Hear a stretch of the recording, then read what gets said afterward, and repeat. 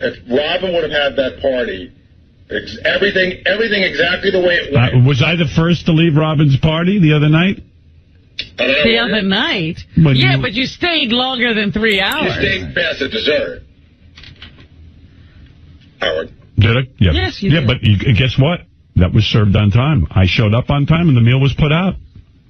But if you want to go down that road... And also, I wasn't tired. You left Robin's party at 10:35. So that's the point. So one time I leave a party early. You guys are up my ass. I mean, when have I left? One time. The one time. I went to your house out in the Jersey Shore. Yes. I was there the whole day. Well, you threatened to leave within an hour before you actually got there. I did. I wanted to turn around. It was miserable. Oh, you was mad. Now, listen. I mean, one time I left early. I couldn't keep my eyes open. When I went down done my time. When I walked into Robin's party, I said, "Hey, Howard." He goes, "God, I wish I was at the Hamptons." Yeah, I was tired.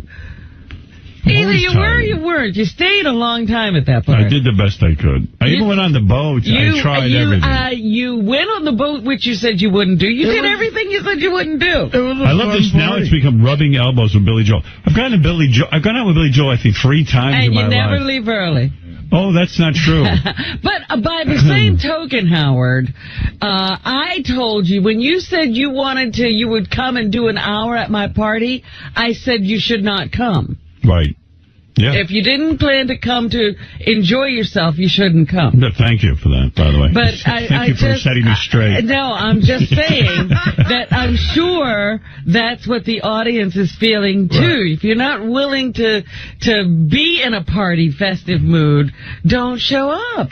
Yeah, well, that's your MO, that's for sure. Well, I was sick. You sure didn't show up. I was sick, and I did graciously decline. Your invitation should always say, "Coming to party optional." I like this. I can't believe you were such a dick and left Gary's dinner before the main course was served. No, you got to understand something. There were 4 main courses. You're not getting it.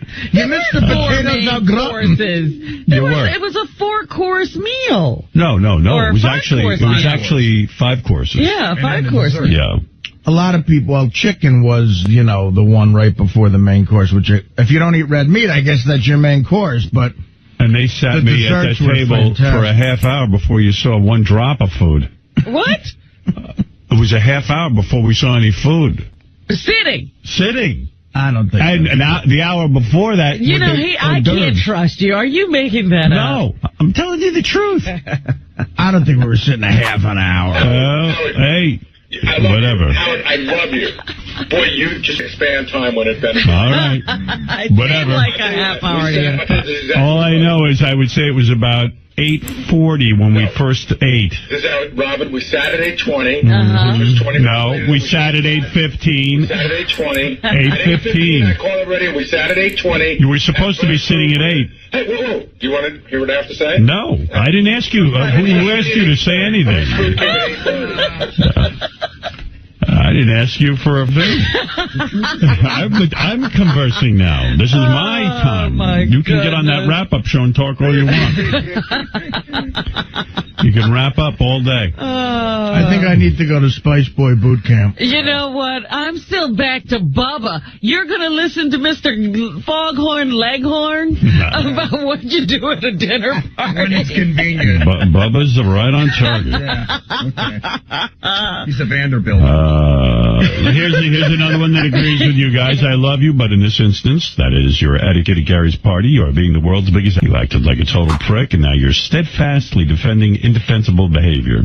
Artie should not have shown up late, but that was a mistake, not a deliberate choice. Oh, I don't know about that. I think it was deliberate. I agree. Whatever it was, I apologized for it. Well, good.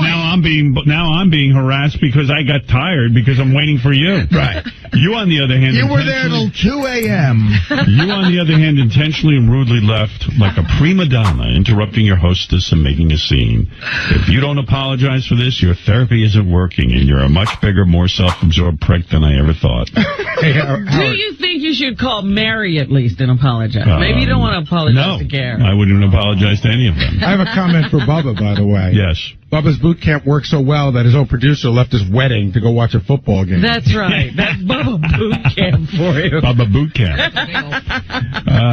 He was at Artie boot camp. Howard Stern is a hypocrite. He should just suck it up and say he's wrong instead of trying to blame everybody and deflect mistakes other people have made. Wasn't it just a week ago he was saying that he never did anything wrong? And I agree with that statement. I never do anything wrong. You're all wrong. Here's another one. You're a rude, selfish, egomaniacal bore. You act like you're the only person in the world who works and gets up early. What a total... Why don't you just stay in your precious Manhattan playing chess with all your homo friends? Counting almonds and eating turkey burgers, you worthless... You were wrong. Get over it. I'm afraid that Howard is on heroin. I've been listening for years, and I've always thought that Howard was a classy guy in his private life. However, the recent Gary dinner incident certainly proves that wrong. I am incredibly disappointed in Howard for not apologizing and taking it like a man. I know if I did something similar, I know if someone did something similar to he and Beth, that poor person would be cut off and never heard from again. I fully expected that today. Howard would stand up like a man, and he hasn't. It makes me fearful for his mental health. Oh, wow. He's obviously under some extreme stress. I told you that. Do you think he's on the brink of a nervous breakdown? Absolutely. It'd be great for the show if Beth would come on or call and answer questions about her feelings on Howard's behavior. Have you talked to her about the berating you're getting here? What's going on there? She heard the first berating. She thought it was hysterical. And then I said to her, we tried to call you on the air yesterday. And she said, I know. She goes, I was awake. I was in the shower or something. And I don't know. But I don't know why she doesn't call back. Yeah. You know. But I think we should try again today. Defend you. Toby Maguire will be here today, and Gilbert Godfrey will be here today. Oh, well, that's a nice lineup.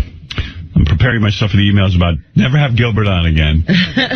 Oh, come on. I hate that there's one email like that. There's the heights and the depths today. Here's one. Uncouth. Having a dinner prepared for you by a master chef like Jean-Louis Guérin is like having Einstein come over to fill you in on relativity.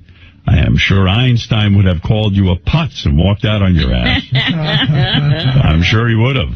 Nice job showing how little class you have. Well, who said I had class? Let that be a topic of discussion. Well, you are always talking about how, things were classy or, the classy move would be. Yeah, and I think I did it right. Kevin Bacon's a classy party. The classy move would be to stand at the door and bellow for Beth? There are people who side with me, Robin. Let me read some of those.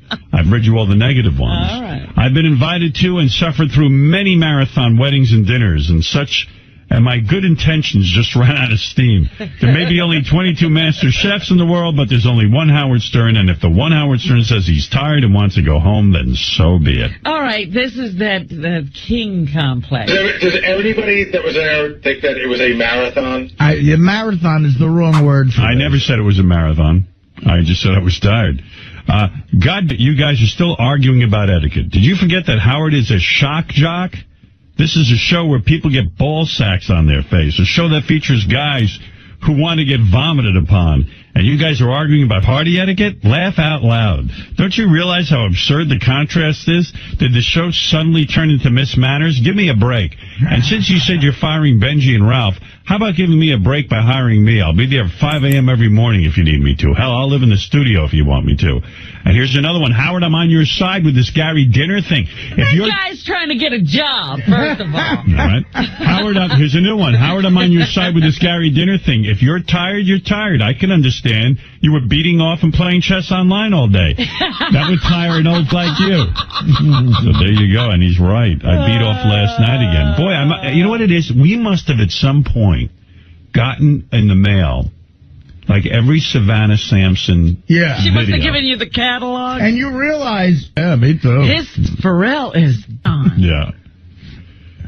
Here's a guy who's concerned about Gary's financial situation. And I got to tell you something. I was trying to do the math. Looking at that house, you were trying to count up what was going on? Yeah, kind of. Listen to this. I thought it would be rude to bring it up, but I was in my head trying to figure out what Gary could get for that house. Yeah.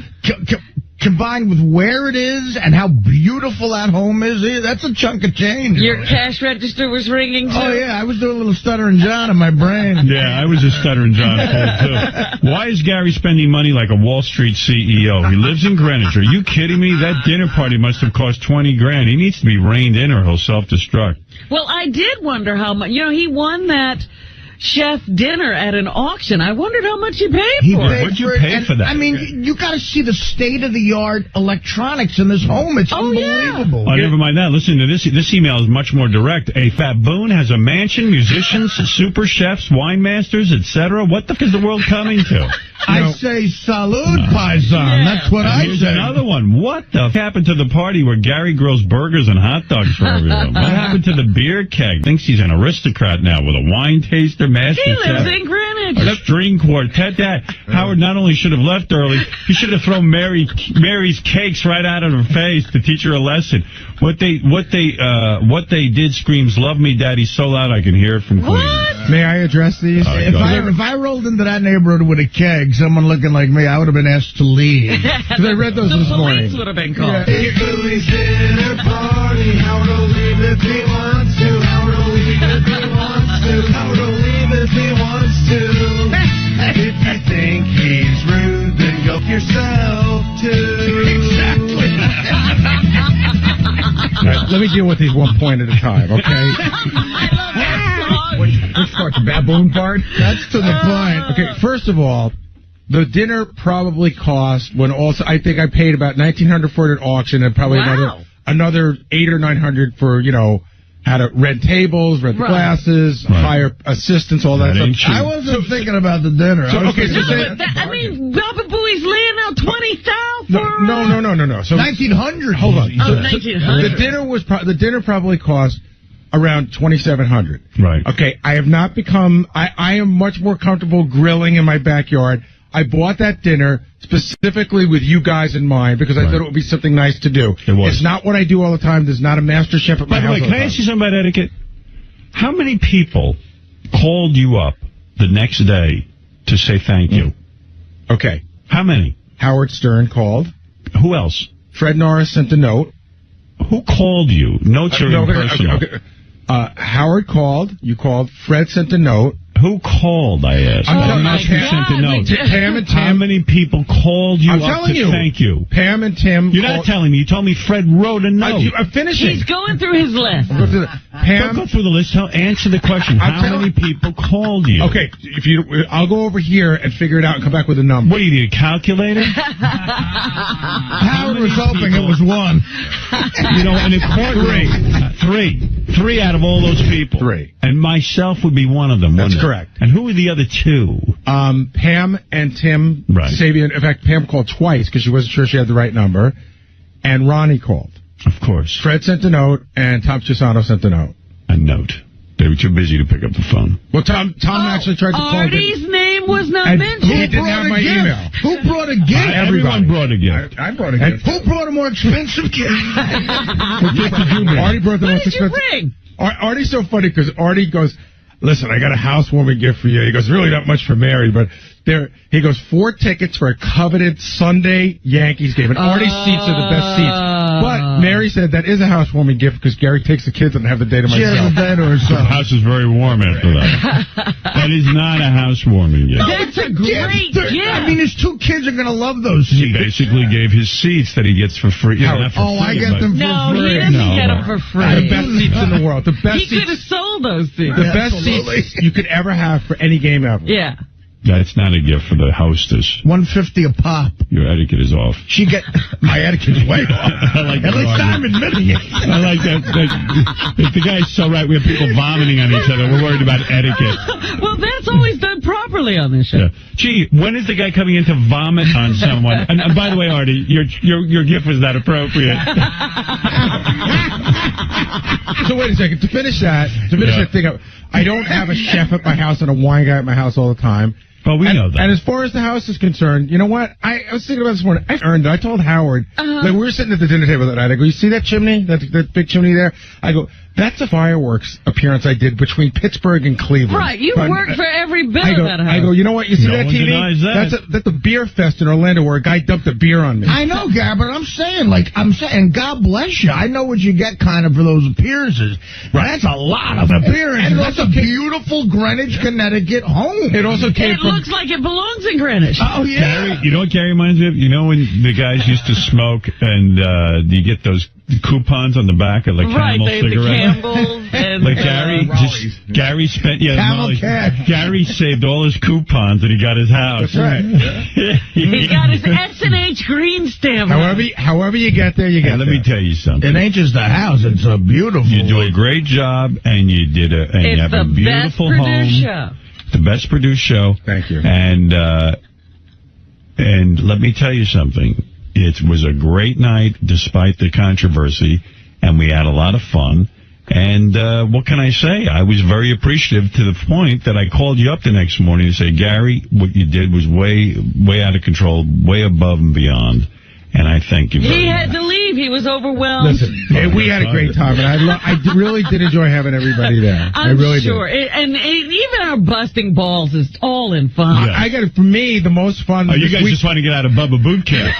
The most fun for me... I'm taking on Bubba Boot Camp. I want to see if he can break me. I have a question for anybody in this room. Good luck, Bubba. People who gave gifts to Bubba, did anybody receive a thank you note? I did. No. I did. From Bubba, I did, actually. From his wedding, yeah. There you go. So I don't have to go... Wait a second, did I didn't receive a note. I can't... I think I got an email. Bubba sent me a very nice I got note. neither an email, nor a note, nor a phone call, nor nothing. Really? Wow. That's interesting. No, Bubba did send me a nice note. He did. What's with his wife? That's her job. Well, he's the man in charge. I don't think I got one Get her in boot camp. All right, now we're taking them on. Put Heather in boot camp. Wow, get Bubba on the phone. Yeah. Hey, that's a major faux pas. Yeah. I was willing to let that slide until that loudmouth decided to insert himself in this situation. That's right, and so like he knows everything. Yeah, his comments there, I mean, he's sort of acting like Sal. Right. By the way, Doug Goodstein is sending me a note via computer. He sent Bubba a really nice gift and didn't get a thank you. Thank you. And he too says he did not get a gift. I guess he was too busy. Right. In the octagon. Well, hey, you're lucky to have been there, according to him. Thank you. No, actually, I was lucky to be there because Howard was nice enough to bring everybody down there. Well, that's what I'm saying. But also, he wrote Howard the note. He didn't have to thank so I guess that's a blanket that kind of thanks everybody. My mistake, my error. I don't think I got a formal note. I got like an email from Bubba afterwards talking about how much. Yeah, I don't think the thank you notes have gone out. And you brought the whole show down and everything. No, I got one. I really did. You're the only one. You got one. Yeah. Son of a... And your address is the hardest one to find to the bunch. I think you sent it here, you know. Why don't we get him on the phone? Maybe mine's in the letter file. Wow, Fred, I'm shocked. I'll give him the benefit. That's a major faux pas. I mean, now that he's saying it, I agree with him. I didn't get anything. I figure, okay, a month, then 2 months, and then I go, what'd you get? It ain't happening. I gave $500. Wow. And I forgot my check, so I had to go to an ATM. I had to have someone in the hotel. Gave me like $5 $100 bills. Right? Very nice. Can't be cash. Yeah. No. I guess not. I guess if it's like, printed on currency. Robin, you didn't get a thank you note either. What did you give him? $1,000. Wow. So we're up to 1,500. No thank yous. I like the kind of wedding gift that without any sort of work, you could just hand the envelope directly to your Coke dealer and get Coke. So, Artie, what'd you give him? I'm just curious. You gave him money? Yes, I gave him money, and must have been good.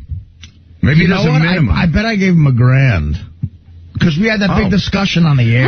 Right. And but that doesn't matter. I figured mine was maybe too cheap, and maybe he figured, he doesn't deserve it. That's not right. That's a great gift. I opened my Big Mouth again on the air, and then I got cornered into, I always overdo it at that situation. But, I mean, the $5 is a fantastic gift. Yeah, here's an email you guys aren't going to believe. We'll get back to this as soon as Bubba's on the phone. Cancel the guy at 7. We got to get to the faux pas Bubba made. All of a sudden, it has become the etiquette. This is one you're not going to believe. That Bob Levy song was great. Hey, Don't Bubba. you think you take a second take after the Mixter X line? He thinks that's the way you pronounce it. It's not going to get any better if he does a second take. Bubba. Yes, buddy. There's been, I brought up the fabulous note you sent me. Ex-friend. Yeah. But beside that, we won't even get into that. The Bubba, Yeah, straightening you out. what is it called again? Bubba Boot Camp. Bubba Boot Camp. I like that. But Bubba, Fred then brought up that, he says, Bubba had to poke his face into this argument. He goes, well, you tell him, Fred. Yeah, I gave you $500 for your wedding. Guess who didn't get a thank you note? Or an email? Or a phone call? Neither did or Robin anything. or Doug Neither did Goodstein. Robin, Yeah, neither did Doug Goodstein. Or Gary. Or Gary. 4 people, dude. What's up? Actually, we're working on the thank you notes as we speak, and I... Sure you are. No, hold on. What happened to Bubba Boot Camp? Now, hold on. There's a breakdown. Bubba, I'm almost positive I got one, though. You better go to your own boot camp, man. Heather and I had a discussion about that a couple of days ago. That's her responsibility. Right. Who's the man of the house? And Why don't you send her to boot camp? That's what I'm saying. and she Been said, a breakdown. She said... Major faux pas, Bubba. She said, God, you got nothing against by you. I'll tell you that at all. I think you guys just fucking... Hey, dude, you were the one who sent the email. Opened your Fired mouth. the first shot, man. You opened your mouth. This was our They're the fight. redcoats. She said that you have, according to her etiquette book, which, I probably have not read, is that you have 6 months to get your thank yous out. You certainly got And one you're out to taking Howard advantage right of away. every month. He sent me an email. You have 6 months to get your emails out. To get your thank yous out. But you thanked Howard right away. Yeah. No, but not a formal one. Well, let me just say, obviously, we're nothing. Jackie, You're no, everything, and that's why he that's sided pretty with accurate. you in his silly argument Absolutely. about who should have been able to walk out of a dinner party early. This is who should go. This is who shouldn't go. At Bubba Boot Camp, you learn how to lather up your boss's ass. Yeah, you got 6 months there. Well, It's Heather's fault. get the off your nose, Bubba. Fuck you, Rob. I can't wait to spin you out and put you in the fucking wall. What was that? What? I said I can't wait to spin you out and put you in the fucking wall. Mary, you're on with Bubba the Love Sponge. Go ahead, Mary. Howard, what am I going to do with you? I just want to remind you, remember when Artie, you guys went to Bubba's wedding, and you came in that next Monday and you said Artie left to go next door to watch a football game, and you said that was absolutely wrong. It was. Remember that? It was absolutely wrong. Well, He was there. He went next door. It wasn't like he went home ill or tired or like he'd had enough. Tired is the better excuse. I couldn't keep my eyes open. Oh, stop it. Howard, you read a book in the car. I left a 700-person event with the best man to go watch a game that I had a lot of money You don't on. think that's rude? I do, but what you did is rude, too. You're not admitting you were rude. I'll admit it. I didn't go to watch football. Artie was gone. I went home to bed. You left a dinner party with 8 people there, while 8 food was people. being There was served. 16 people. Artie, will you please come to Maine? Yes, I'll be up there this afternoon. Take him. I would love to come to Maine. Artie, I'd love to see you. I love chicks. I love chicks with your accent. Bubba, you blew it on this one, man. Hold on. Fred got you. You have no credibility, my friend. Hold on. None. Don't weigh in here. And now he's getting Now he's dragging poor Heather into it. Well, it is Heather's fault. Well, it's his fault, too. Nah, the woman takes care of He's trying to pass that. the buck.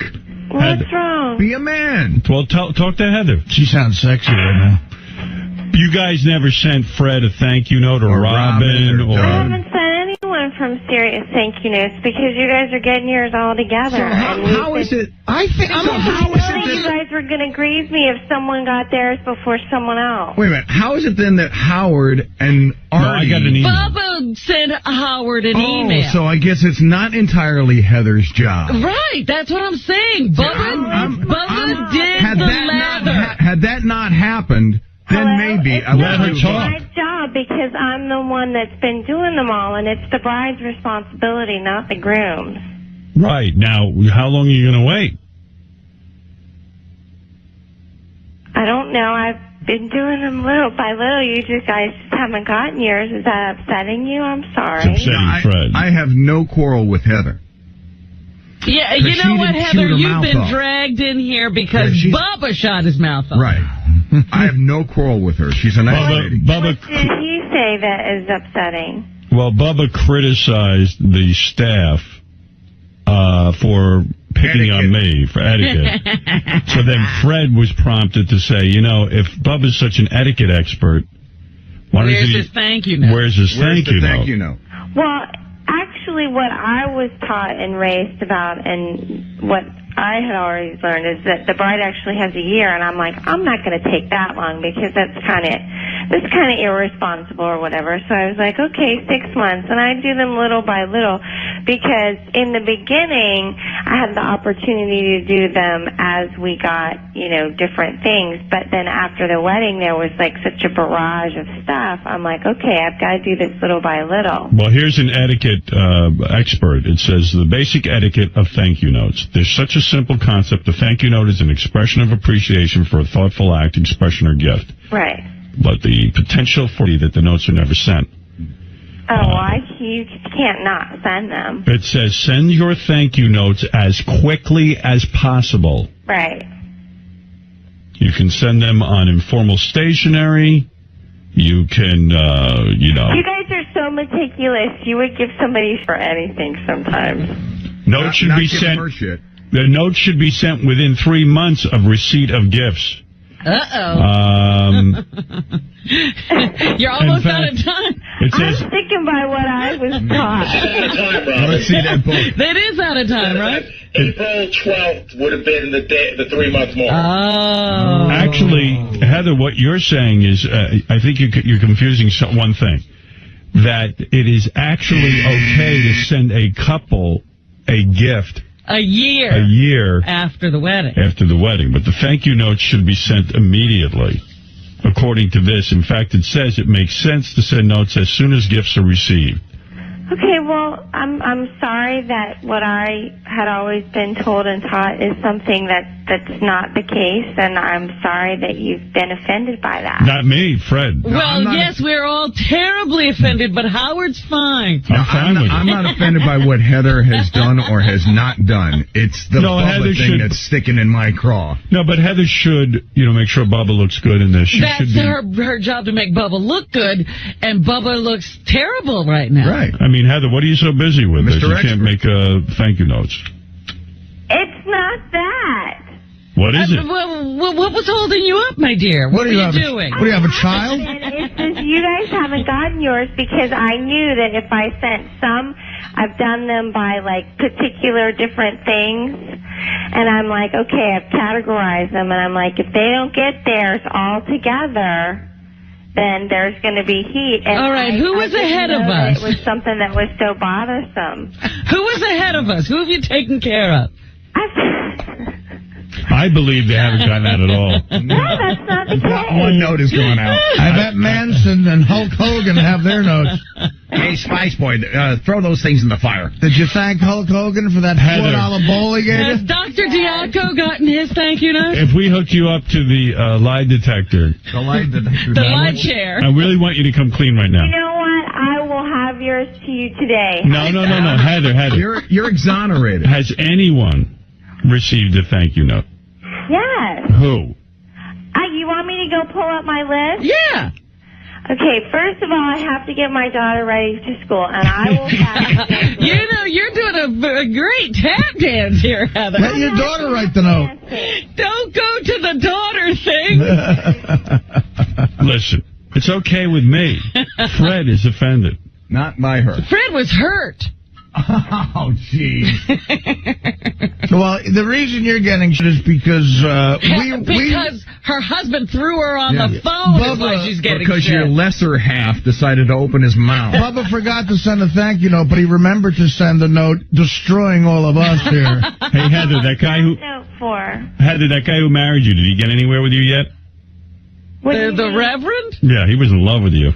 No. You guys haven't hooked up? No. Walter is a wonderful person who is absolutely in love with his wife. My favorite performers, Huey Lewis in the News. He's a gregarious. Is it true you used a 10-inch dildo on yourself? What? 9. A 9-inch. I was trying to mix things up. A 9-inch dildo. Let me tell you something. You got the right idea, baby. Screw the thank you notes. No. If you're mixing things up, that's hot. You did that in front of Bubba? She's busy. In the car, yeah. In the car, a 9-incher. Boy, I can see why he married you. You can't write a thank you note while doing that? Well, there's a way to distract. Who wrote you that note, Bubba? Let me understand something. When you say you did that in the car, you and Bubba were driving where? We had just come back from dinner. Well, you're a sexy girl. And you pulled out the 9-inch. Where'd you keep it? Hold on a second. What were you wearing to dinner that night? I had jeans and a vest on. She's hot. You were wearing a vest? What did he say? He said you guys are some sick fucks. Yeah, like he Well, you did this. We did. Who bought the dildo? So you were wearing like a little vest, like no bra? Yeah. With the big boobs? Yeah. Your skinny tan body? Well, and I'll tell you because, I'd always heard, well, when you get married, then the sex drops off and this and this and that. And I was like, I don't want that to happen because that's something that's really awesome in our relationship. And so I tried to be, spontaneous, and I'm always trying to think of new things. So where did you hide a 9-inch? Huh? How did you hid it in the car somewhere? No, I had it in my purse. And did you tell Bubba at dinner that you were going to do it to yourself on the way home? No. No, you just took it out. Anything. I just took a moment when there was a little bit of quietness, and I thought, I've got this in my purse. So you're sitting there in the car, and what do? You remove your pants and your panties? And I started... And did you keep the vest on, or did you get completely nude? No, I took everything off. I was buck naked with my shoes on in the car. And other cars drive by, can they see in? I guess if they were looking. You mean, in other words, it was nighttime. I don't really. We have tinted windows. We have tinted windows on the car, so. And then what do? Do you put your feet up on the dashboard? Mm-hmm. And you spread your legs completely akimbo? Yes. Akimbo? So you're completely spread open, nude. And you started putting a 9-inch dildo inside yourself. I was trying to, entice him and mix it up a little bit. Don't explain. It's fine. I'm just trying to understand. Well, everyone else seems to think it's some strange thing. I don't. We're married. I'm allowed to do these things. Can I tell you something? Every woman listening, you talk about etiquette. That's the right thing to do, because I got to tell you something. She may not be able to get a note out. No, she got that dildo in. Gives a rat's ass about her note. Dildo out. And so what did you do? You just put it inside and you started thrusting in and out with the dildo? Well, I was already worked up through dinner a little bit just because he's been doing a lot and really tired and this and this and that. And so lately, when I've tried to talk to him and tried to, tell him, hey, let's have sex, let's do this, he's like, oh, gosh, I'm so tired. And this. Yeah, he keeps saying that on the air, as a matter of fact, that he'll send Heather to bed after she's initiated, or said she's wanted to get it on.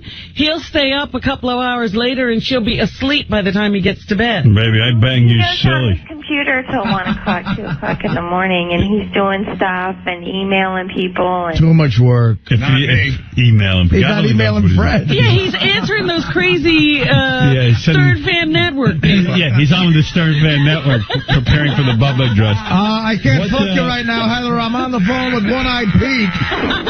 Yeah, I'm talking to Balloon Knot. Take care of yourself. I'll talk to you tomorrow. Right? Yeah, I tell you. I'm talking to 𝗪𝗪.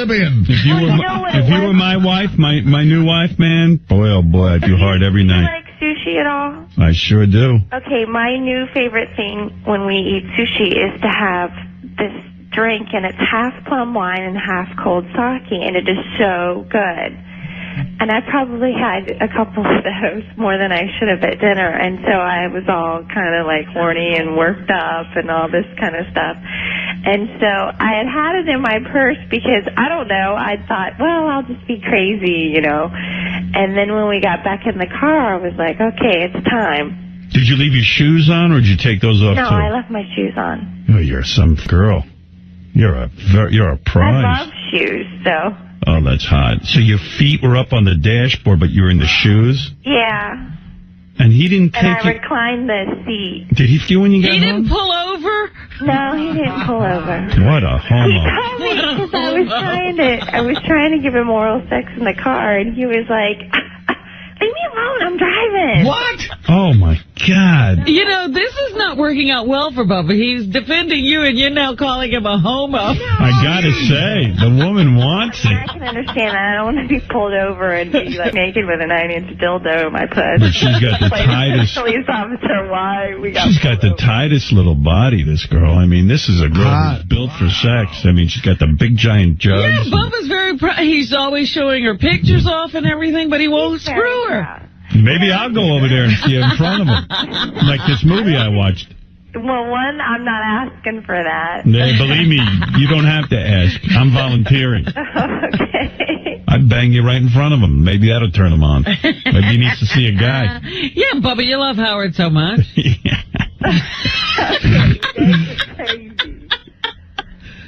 Let me tell you, I'm sorry to cut this off. I got to give the phone back to Bubba because I got to get the kids up. Later, baby. Okay, bye. Boy, you guys have made my whole life wonderful. Hey, after I bang your wife, I want a thank you note from her. Thank you, nut is what you're going to get. What a bunch of cocksuckers. You call me up at 6:30 in the morning, turn into a bunch of little pussies. Deal, and then you single-handedly destroy me like a bunch of... You don't, man, what's with you now? Well, what do you mean? I was tired, and she's going crazy in the car. You know, we shoved it up your ass. Now we're coming back for the reshove. Look, Bubba, I listened to the show. That's not the first time you've turned her down. I've heard you say that 2 or 3 times. You stay up working, and then she's asleep by the time you get to bed, and you miss it. She's a wife. I'm trying to gear up for that big French kiss I'm going to give you when He'll have no problem doing that. That's right. He'll get it up for me. No, I mean, lately, she just wants to all the time. I know Artie's going to give me the wham, so I'm giving him the big matzo ball to wham me out. But lately, she just wants to crazy, and I'm just like, we a couple nights ago, and I thought I did pretty good, and then I go to my little counter and start taking some of my creams and what have not, and she's over there dildoing herself again, and what? Seriously, you need to chill out a little bit.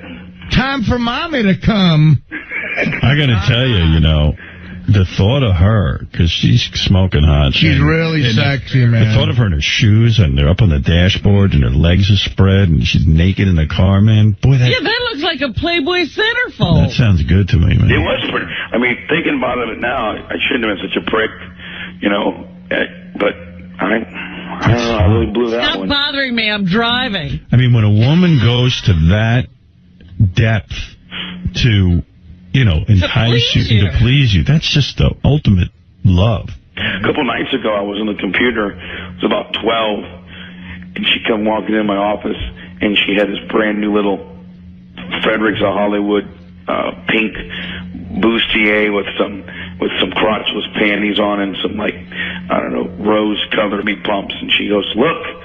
I go, hold on a second.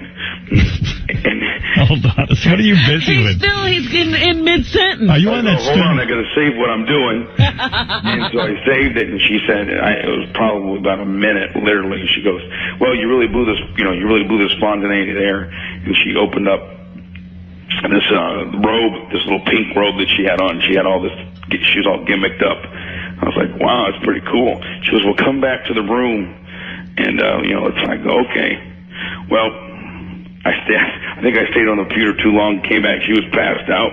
Yeah, this is what he's doing. And by the way, I mean, I don't know a disc jockey in this country, a radio personality in this country that's doing anything important on his computer. No. I mean, I can't. Bubba's on there with that Stern Fan It's Network. not like he's Bill Gates. Talking to that bunghole guy. What's that guy's name? Bunghole Bob. I think. I don't even know who Bunghole Bob is. Secondly, I don't get on Stern Fan Network and talk back. I just read this shit, but I don't talk back because I don't know. I don't want to talk back. Well, then who are you emailing? Who are you busy with? I was actually at that point going through merchandise. ordering new shit, and transferring money from A to B, robbing Peter to pay Paul. You know, I'm kidding. Do you have a bigger thread than Eric the Midget on there? I don't know. He knows. How many friends? Bubba will call him and go, listen, this show's very popular. I got a bigger thread than Eric the Midget. I'm going to go beat Heather, though, for not getting the thank you cards out, because when Fred Norris busts my ass, there's problems. I know. Hey, Ralph's on the phone. What is it, Ralph? I didn't get a thank you note either, number one. Well, first of all, Ralph, you didn't show up, and you didn't even RSVP, you cocksucker. You said, yeah, you tried to big-time me and say, well, I may go, but I may not. Then you come up wearing a Danny outfit from the 70s Solid Gold show. No, you're confused. You're supposed to have sent me a thank you note. And what is Bubba Boot Camp? Do you learn to ignore a hot chick there? Yeah. Because you think I'm gay? Well, you get deballed. You don't need to go to Bubba Boot Camp, because believe me, you ignored chicks enough, you homo. You know what? Let me down there. I'll take care of her. Yeah, Let me tell you something. Just like you took care of Akira when she was rubbing your cock at Scores. Let me tell you something. Ralph, you should tell the wedding story. You can't tell who it is, Ralph. He did something at Bubba's wedding? No, not at the Bubba's wedding. Remember, you know what wedding I'm talking about? Where you rub the chick's titties with the ice cubes? Whoa. Oh. Yeah, we can't talk about that. All right. No, we we can't talk about that. No, I'm not going to say who the people are. Yeah. Forget it. It was the day after the wedding. You actually got close to a girl? Yeah. He did. How many weddings has he been to? Well, you should come to Ralph Boot Camp. I'll teach you how to your wife. I'll be fucking man. I'll be fucking boys. Am I getting on that? Ralph Boot Camp is great. You don't have to show up. It's a correspondence course. Ralph Boot Camp is really at Sam Simon's house. Yeah, it's a luxury boot camp. It's great. You have a good time. Yeah, you mooch off somebody else for another 2 weeks.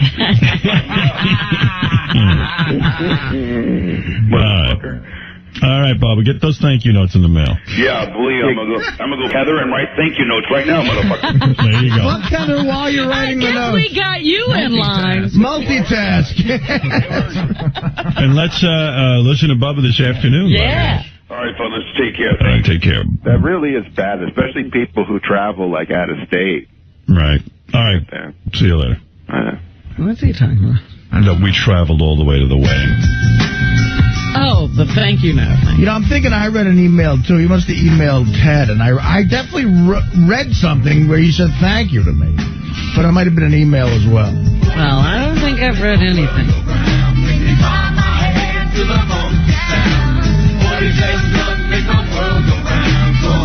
And what's he thanking you for? He was so pissed that Brent left. Because I ain't nothing but a dirty. They won't make you rich, but they surely get broke. I can fool around, man. This ain't no joke. I need some indoor smoke to clear my thoughts. And a couple of girls, cause I'm ready to my gun for fun. It's Bubba the Love Sponge. Say what you want, but I get the job done. Running game on a hose and cracking 40s with my Remember that. He had thanked me for buying an enormous suit. By the way, he really... But it might have been an email as well. Well, I don't think I've read anything.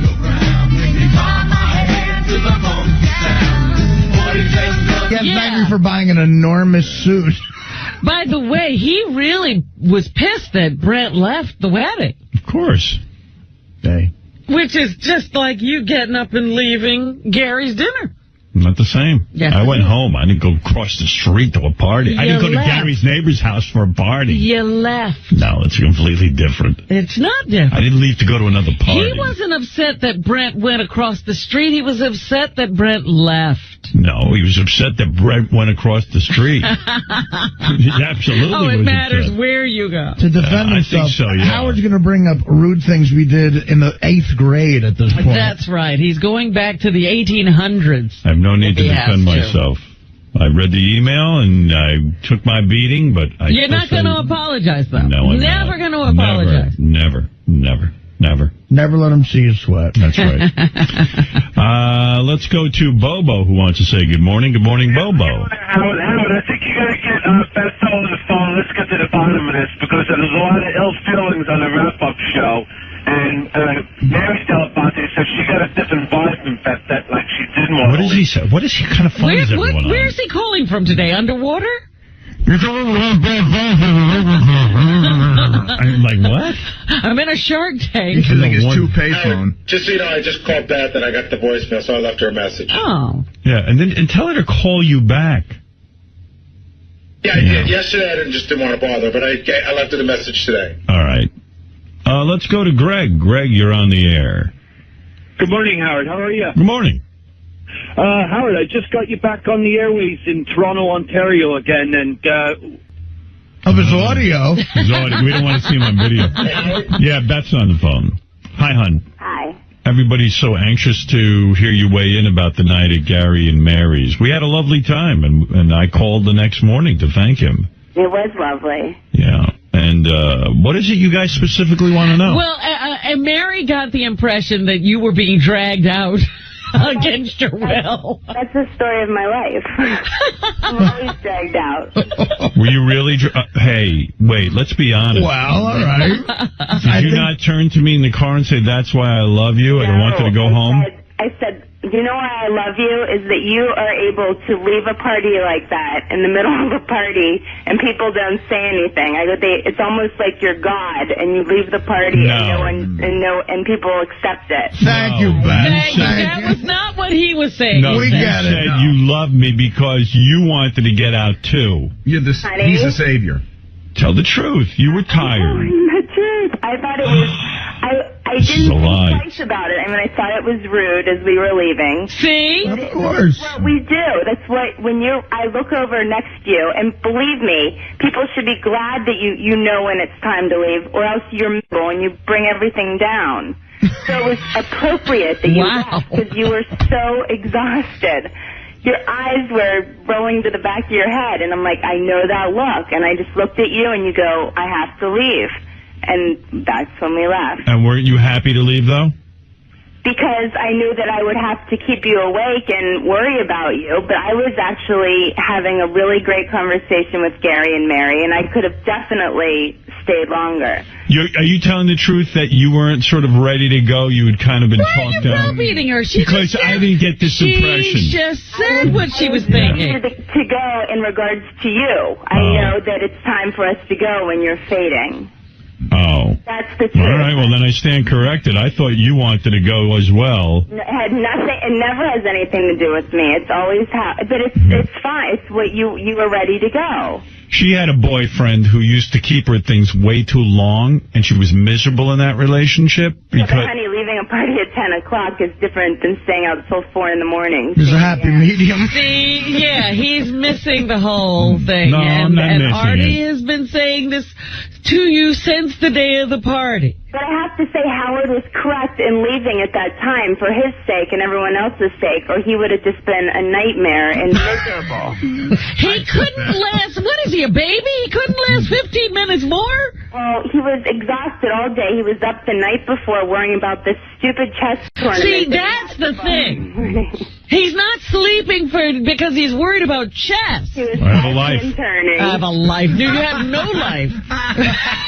You see, I'm glad Beth called to defend herself because you were making it sound like... I mean, Beth would never be that rude as to say, God, I wanted to leave. And Artie said, I know Beth, and this does not sound like Beth. Gee, I was worried about a chess tournament, and you were worried about Monday's show that you had a tickle in your throat. What do you mean? Monday's show is not something to worry about? You're full of shit. You can say I'm full of all you want. You're just but full of the it. truth is That's You what was weren't worried going about on for anything. me. No. You made up a whole I was lie. worried about Monday. I didn't make up a lie. You made up a whole lie that Beth was ready to go. And No, she I didn't was say not. that. You took her by the hair and dragged her out. I said that she was happy to go as well. Yes, because she knew you'd be miserable and she'd have to worry about I you. never heard that before. Honey, I'm happy to go wherever you are. That's the bottom line. I didn't realize I was dragging you out. You know what? There's going to be a change made now.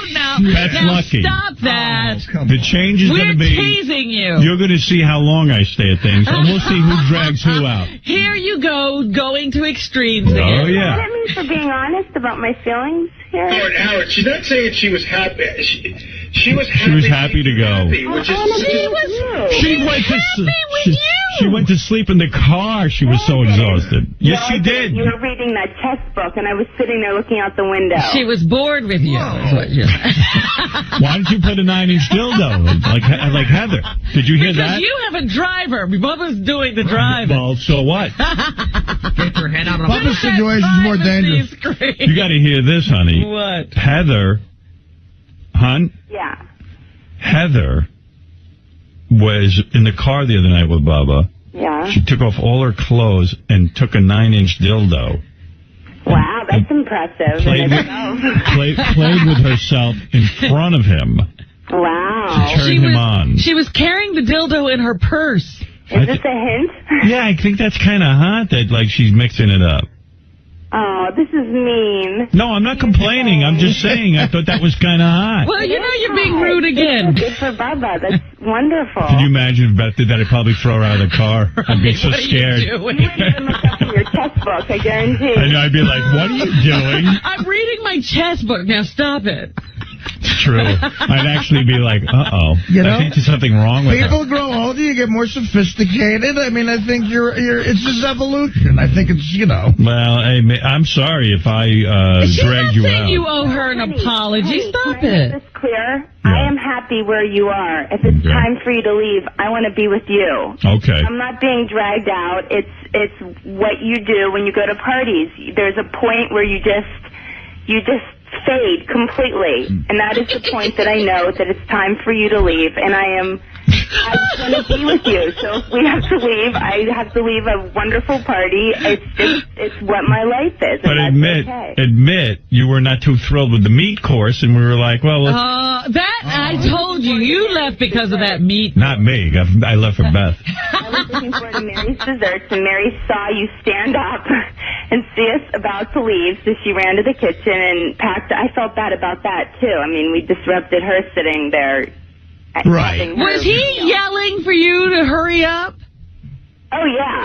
I'm too ready to go. I tried to say my goodbyes, and then I'm sitting in the car worried about who I didn't get a chance to say goodbye to. No, because Beth was being rude by keeping Mary tied up in the kitchen. Oh, God. I was concerned. You are too funny. I wanted to get out. I wanted to make a quick getaway. Boy, you're good. See, I'm glad Beth did it because, it sends the wrong Beth is message rude. to Gary and Mary. You made it sound like Beth was like, oh, thank God you made me leave that party. I never when it's said not that. the case. Well, Mary said she knew that was not the case.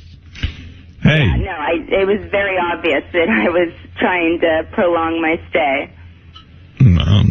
All right. And I Howard's didn't pick up bellowing on at the front door. All you had to say to me is, I want to stay a little longer. I would have been there. Honey, I was not going to stay. The state that you were in would not have been fun for me to sit there and worry about you and how you were exhausted. Yeah, I was. If I sat in that chair another 5 minutes, I was going to hang myself. He wakes up at 4 o'clock in the morning. He runs 6 miles. He's on the phone with his kids. He's dealing with this and that, everything. The guy's exhausted every single Yeah, but he could take a nap when he's, instead of looking at that chess I took a nap. You were up from 2 thinking about a chess tournament. No. He was. That's true, too. That's true. On top of I mean, everything. sorry. I was. See, but Beth's in a position where she wants to please everybody there, and that's the type of person she is. So she's trying to please you by leaving. She's trying to please Mary by making sure it's not rude that they're leaving. She's trying to say goodbye to everybody. I guess I was wrong to leave early. What can I say? I have to admit it. I have to say that for Howard to actually get in the car, travel to this party was in itself like a victory. I mean, for me, I couldn't even believe we were actually going to go and do this because it takes so much out of him to actually... Oh, please. Beth was saying to me before the party, gee, I wish we were just going to dinner, the two of us. No, I did not. Yes, you did. You see, he throws everybody under the bus, Beth. It's just terrible. It's just She's terrible. making it sound like I'm the dick. I was like, this is going to... And I had to give her a lecture. I said, this is going to be fun. We're going to have a good time. You're too funny. Am I right or am I wrong? On you. Beth, no one believes it. Swear on Jesus' life swear on Jesus' life if I'm lying. Honey, you are lying. Oh, I swear on Jesus' God life. help us, Jesus. God and baby, Jesus help us. Jesus is... She wasn't looking forward to it either. Oh, my goodness. How is that supposed to make Gary feel? I was looking forward to it. This is how rude he is. Now he's compounding his rude. He's got no credibility left. He's insulted Fred. For something he did 12 years ago, he's insulted Artie, Robin, my wife, Yeah, we've all been Hope, anybody who was on the road. There was room on. We didn't think there was room under the bus for one person to be thrown, but it turns out it wasn't one. Was he thin enough? When he threw Mary under the bus, we thought that was the height. Now he's throwing Beth. Mary was wrong. Mary should never have gotten up and given Beth dessert. She should stay with her guests. He said Mary was wrong for getting up to give you dessert. Honey, I love you. I miss you. I miss you too. Well, now I have to ask you. My parents want to have an engagement party for us in Pittsburgh with family. Would you take that trip, or are you going to leave early? First of all, there's no way he's going. That's too far for me to go. Really, halfway. that was all lip service. They're not really doing that. No, they're for real. Well, who do we know in Pittsburgh? Well, that's why they want her family. Yeah, they want you to get to know the family. Whoa, wait a second. Manny Sandian? Honey, what are you saying? What kind of party? My sweet pea, whom you've never met, and my uncles. They I want would to go. come to Pittsburgh, and Can we leave early? Planning. He just said he would go. Your dad is a man's man. He doesn't want to have any engagement party. he asked me last night. He was serious. He doesn't want it. He feels like he's supposed to be doing something. I think. Yeah, that's what's going on. Yeah. Tell him it's okay. But let him do something if he wants to do He something. doesn't want. He's getting pressured into it. Stop it. I know the whole story. You don't know the backstory. All right. Her old man doesn't want to be having an engagement party. He does. No, he doesn't. I miss you. I'm coming back today. Yeah, hurry up. You know? If her dad calls you and tells you he wants to do it, will you do it? He doesn't have my number. I bet you're still in the Berg. I'm in Pittsburgh. It's so beautiful here. I love it here. You do? Well, what part of Pittsburgh is that? I got to go see it. Pittsburgh is an underrated city. The bridges, I love Pittsburgh. I want to go to Pittsburgh, actually. I want to see where I Beth spend lives. a lot of time in Pittsburgh. Some of my best friends are there. June 29th, I'm at Heinz Hall. I want to see. I like Pittsburgh. I want to see where she grew up and all that stuff. So it's a cool town. Cool working class. Big Howard Stern town too, man. It was just voted most livable city. Really? Yeah, you'd be surprised. Like when I lived in Hartford, I had some of the best times there. It was such a nice lifestyle, quiet and calm. I liked it. I mean, everyone thinks like, Manhattan. I live in Manhattan because I work here. Manhattan is a jungle. Yeah, I don't know that I'd live here. Well, I mean, Manhattan's so much fun. No, but it's Not for me. difficult. It's difficult. When we lived in Washington, I thought that was the most livable city. Really? I agree. Really? Yeah, great town. Well, any East Coast sort of sports-oriented working-class town, and Pittsburgh's the epitome of that, Completely, yeah. Yeah, I mean, Pittsburgh gets a bad rap because it's Pittsburgh, but... The steel mills and everything, those are gone. They've been through some tough times there. It's beautiful now. It's beautiful. Look, her dad could have lived anywhere. He's a medical doctor. I mean, he could have. He's a dentist. I thought he was a dentist. Well, no, he's not a dentist. Oral surgeon. Okay. Yeah, he's better than a dentist. Well, why do you have to qualify? I wouldn't be marrying a girl whose father's a dentist. Has to be an oral surgeon. Dentist is good enough for And me. I'll tell you, PNC Park, I went to the All-Star game last year. That's one of the best stadiums on earth to I see a haven't been there game. yet, but supposedly it's so beautiful. Oh, you gotta go. It's great. Yeah. It's great. Yeah, didn't you and John Hines spend a wonderful afternoon there? Me and John shoved a lot of food down our fat faces. Any dudes on you while you were down there? No, I've just been with my mom and dad, and I did that interview with Sally Wiggin from the news. He's doing a story on me, so it's just been work and family. Mm-hmm. So, but I miss you. I can't wait to see you. Yeah, me too. I'm very, very... Can't wait to leave at dinner with you early again. Oh, yeah. I'm going to try and book some dinners this weekend where we can leave early. You want to know something, though? This is so consistent with us because we go out to dinner on the weekends, and we make like a 7 o'clock reservation because we want to eat early. And then by 6 o'clock we go, and we're in bed by 8 o'clock. You know what happened? We were in trouble at Gary's when you started drinking as soon as we got there. And you Honestly, drank the wine like it was water. That's what did me in. Well, yeah, but you're the master of, moderation, and then you blew it. Honestly, you want to know what happens? What? It was a cocktail hour, and they were serving a lot of hors d'oeuvres, and it was nice stuff. Drinking, eating. Well, what I did was I kind of didn't want to eat too many hors d'oeuvres because I knew this big dinner was coming. Mm-hmm. So I started drinking the wine, but I'm hungry. And I start to drink To fill not up. eat? Yeah. Yeah, that's your mistake. I invited Ralph. I got so sleepy from it. See, then if you have your big meal while you're drunk, after that, and then I kept drinking during the day because they had all these wines. The wine guy was coming on. So I fucked up. I mean, I guess. I just got really super tired, but... Well, one of us has... Well, I hope you learned a lesson here. No. Things will never change, Robin. It's never going to change. You want to have me to your house for dinner. Have me at 5 o'clock. I know how to have you to dinner. I have you at noon. I never left your house. You can do it right. I know. Robin, who were the first couple to leave our engagement party? You were.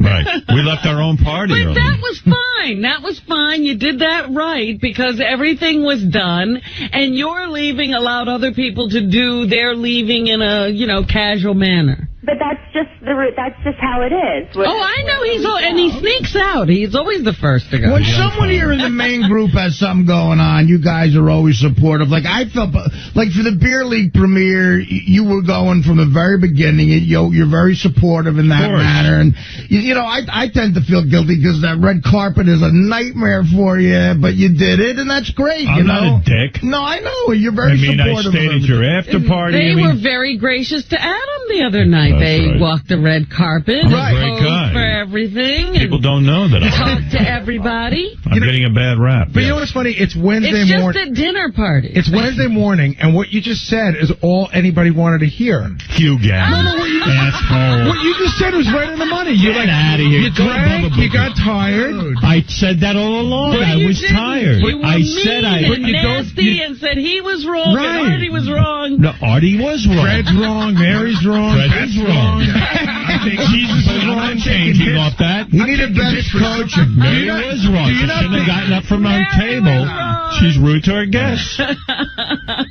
And Artie was rude to show up late. I apologize emphatically for that. Artie showed up during the cocktail hour. No, he showed up at 8 o'clock. That's why dinner was late. And you were upset dinner was late, too, honey. I hate to say, technically, he did show up during... He did. He got there 5 Yeah, minutes. but they pushed the dinner back you because of then Artie. pushed the whole dinner That's true. back. I totally admit So who's In wrong? hindsight, I should have begged you to give me the tour after the dinner, but... That's true, Artie. You didn't make the tour. I told you, I'm not wrong. The tour had nothing to do with it because I had already pushed the dinner back. So All right, no one cares anymore. Okay. It should have started at 8, and Artie could have toured after dessert. But to Artie's tour, I had pushed the dinner back to 8:15, so we had time. Gary, it was perfect. The Thank whole you. evening was delightful. It was great. And just state-of-the-art, beautiful, wonderful. And It was. thank you. It was great to have you guys there, and I can't wait to do it again. I would be right there. Afternoon. Have an afternoon party. I got to say one thing. Can we get that shock chair back for Gary? I would be there in a minute. I enjoyed myself. He will be there for Yeah. 30 seconds. I will be there for a minute. That's right. Can you have the barbecue along Howard's jogging route? If I hadn't drank, I would have been a lot better off. Yeah, I understand. But I was enjoying myself. I've been there. Big deal. I didn't know it was a federal offense. to de-escalate it into something like this because that is what you do every single event or party. Right. Beth, you haven't heard. The only reason it escalated is because Howard just lashed out at everyone. He attacked everyone. Saying that he was right and everyone else was wrong. I am right. I still admit it. The agenda we have in Sirius, it's hard to let any subject go. It That's lingers. right. We have to hang. Artie talked about how, we talk about it on this show, then we go to the wrap-up show, the Superfan Roundtable. Right, Superfan Roundtable, what's that going to be about? All that, what can they talk about? It's all nonsense. All right. What I love is that you guys got me on the phone, and this still has not changed one thing from his end. I know. But they did get to hear your end, which was, I think, a little bit of a lie. No, you made a dent in a little bit of a lie. A white lie, but I'll let her have it. I love her very much, if that's what she needs to do. But she's right. She would have hung in there, I'm sure, longer, but she was happy to go. Nobody was trying to keep you out till 4 in the morning, Howard. Well, whatever. So I guess I'm bad. You're not bad. No one's saying that either. You're not a bad person. You just did a bad thing. Right. I'm not a bad person. But at least I must apologize to everyone individually. I'm a good person who did a bad thing. You should apologize to Al Sharpton for leaving Gary. Would you go on the Al Sharpton show? Hey, now what? We probably should break soon because I think Tobey Maguire's on his way up. Okay. But I do have one thing for you to play on that Nick Manning thing. With the Cubs thing. We found the clip of Harry Carey saying God wanted them to win. Oh, yeah. All right. Hey, honey, I'll let you go. Okay, I love Bye, you. Beth. Bye, Beth. I love her very much. We all love her. Yes. And You got a good catch there, brother. Yes. But you shouldn't lie on her. We knew. Where's the Harry Carey thing, quickly? It's on Gary. Started off with Benji being late. Hopefully we'll get him in here and see how he's holding up. And Howard went right into the party argument and totally deflected on Artie and Robin, and we'll talk about that. Plus, Sour Shoes had a few minutes on, did a nice job. Go to the phones. Let's talk to Jay in Santa Cruz. Jay, welcome to the wrap-up show. Thanks, guys. You guys are great. Thank you. I just wanted to say real quick how everybody kind of skipped over, and especially Howard, how he kept reflecting on everybody else that movie made at Gary's house. Guy was, going off about how everybody was late and this and that, and he just needs to apologize and get over it. I feel sorry for Gary. Yeah, I think so. He just jumped topics for a second, but I think what he's going at is Howard really did. He just viciously lashed out at everybody. He deflected to Artie, Robin, you, Fred, your wife. No, Fred and my wife. Fred. My wife was the topper on it. Yeah. Like, he yelled at Fred for something that happened at the Rainbow Room, in 91.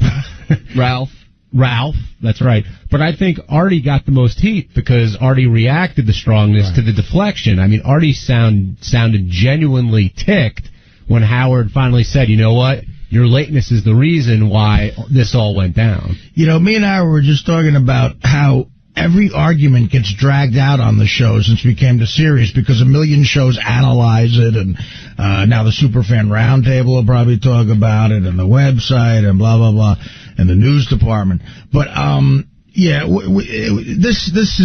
should probably drop this because it got to a point to where Howard clearly is not backing off on this, and it's going to get uglier and uglier every day. He's unbelievably wrong on this issue. He's not going to admit that, so I think we have to move on. It's funny because Artie told him he thought he was wrong. Robin told him he thought he was wrong. Fred told me he thought he was wrong, and the email overwhelmingly agrees with that. And it's like funny, like we were joking around, like if Howard just said, yeah, you know what, I'm wrong, what are you going to do? It'd be over. But it's funnier.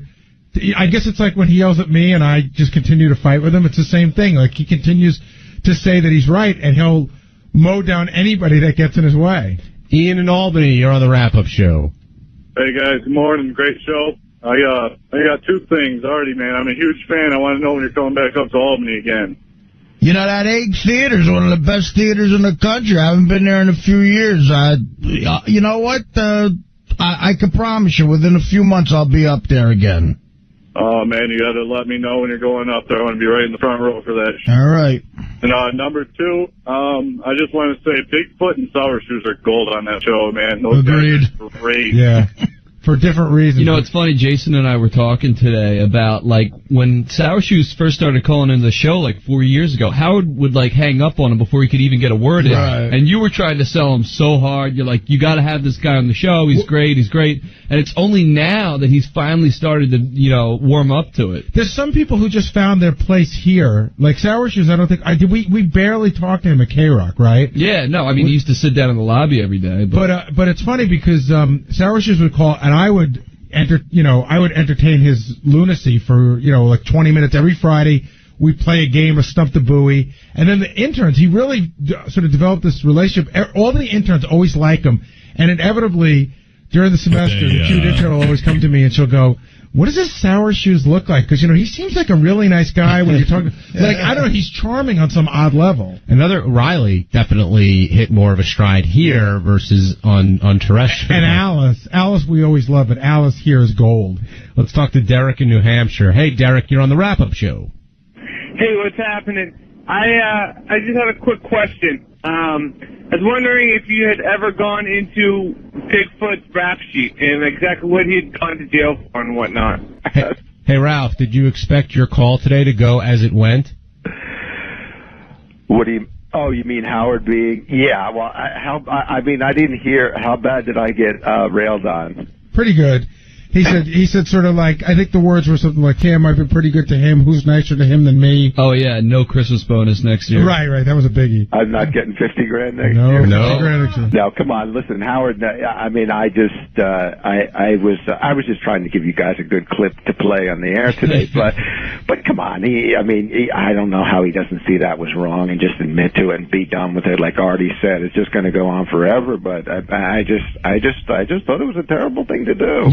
And then to try and say like I did, again, if anybody else did anything like that at a party that Beth threw or that Howard threw, it would be a hanging offense. You would just be killed. Right, we were talking about some of the things that Howard said over the years, like Robin had a party for Fred, and Scott DePace didn't come because the weather got bad, and Howard called him an animal. Only an animal would not show up to a party like that. I once talked to John about this. What do you think Howard would attend?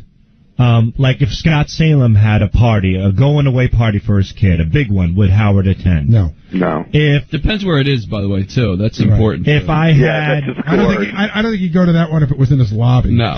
my son's communion. No. Would Howard attend? No. Would Howard attend anything that I threw? Anything? No. He might, but I don't think he's your funeral. I was saying I'm putting my wedding stuff together. I think he would come to my wedding if it was in New York. Right. I think there's no chance he's going to come to it if it's outside New York. That's right. Well, it also depends on what time, what day, right? And how much time. I got one. How about let's say, for example, John Hines' daughter's bat mitzvah. Do you think Howard would attend? What do you think, Gary? I don't think he would attend, but I think he would want to attend. But think, again, unless it's 2 blocks away. No. He's not going to John's bat mitzvah. Hey, by the way, I want to give a heads up. I think at Howard 100 News they got a hold of my chef, and they're interviewing him at Howard 100 News. So keep an ear open for that. Stay tuned for the news. The guy who should be least offended of all. Hang up on Ralph, will you, please? All right, thanks, Ralph. Appreciate the call as always. Thank you, Richard. Sal, quick plug. Go ahead. Yeah.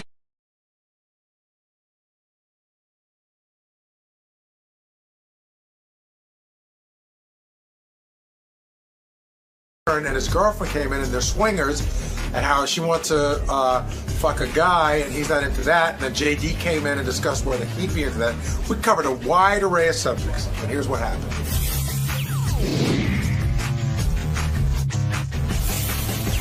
Today, Chelsea Handler dropped by, and was Chelsea happy to be up here? In the beginning, she sounded a little tired, but by the end, she was clicking with Howard. I think she digs the show. I think everybody hates getting up early, and I think part of her personality is that I think part of her comedy is that she's perennially irritated and pissed off. Like, that's sort of part of who she is. And Howard loves that. Right. Yeah, he loves talking to someone who's as pissed off as he is about a lot of different things. And willing to talk about it. Right. And name names. Right. And which they did. The first thing I thought they got out was Howard's old college pal, Ted. Chelsea didn't hesitate to talk about him at all. Right. And they quickly bonded over that. Howard is never like Ted. Ted is like a thorn in Howard's side, and every time he got more and more successful, it used to irritate the shit out of Howard. You know, he came on our show once. And how'd that go?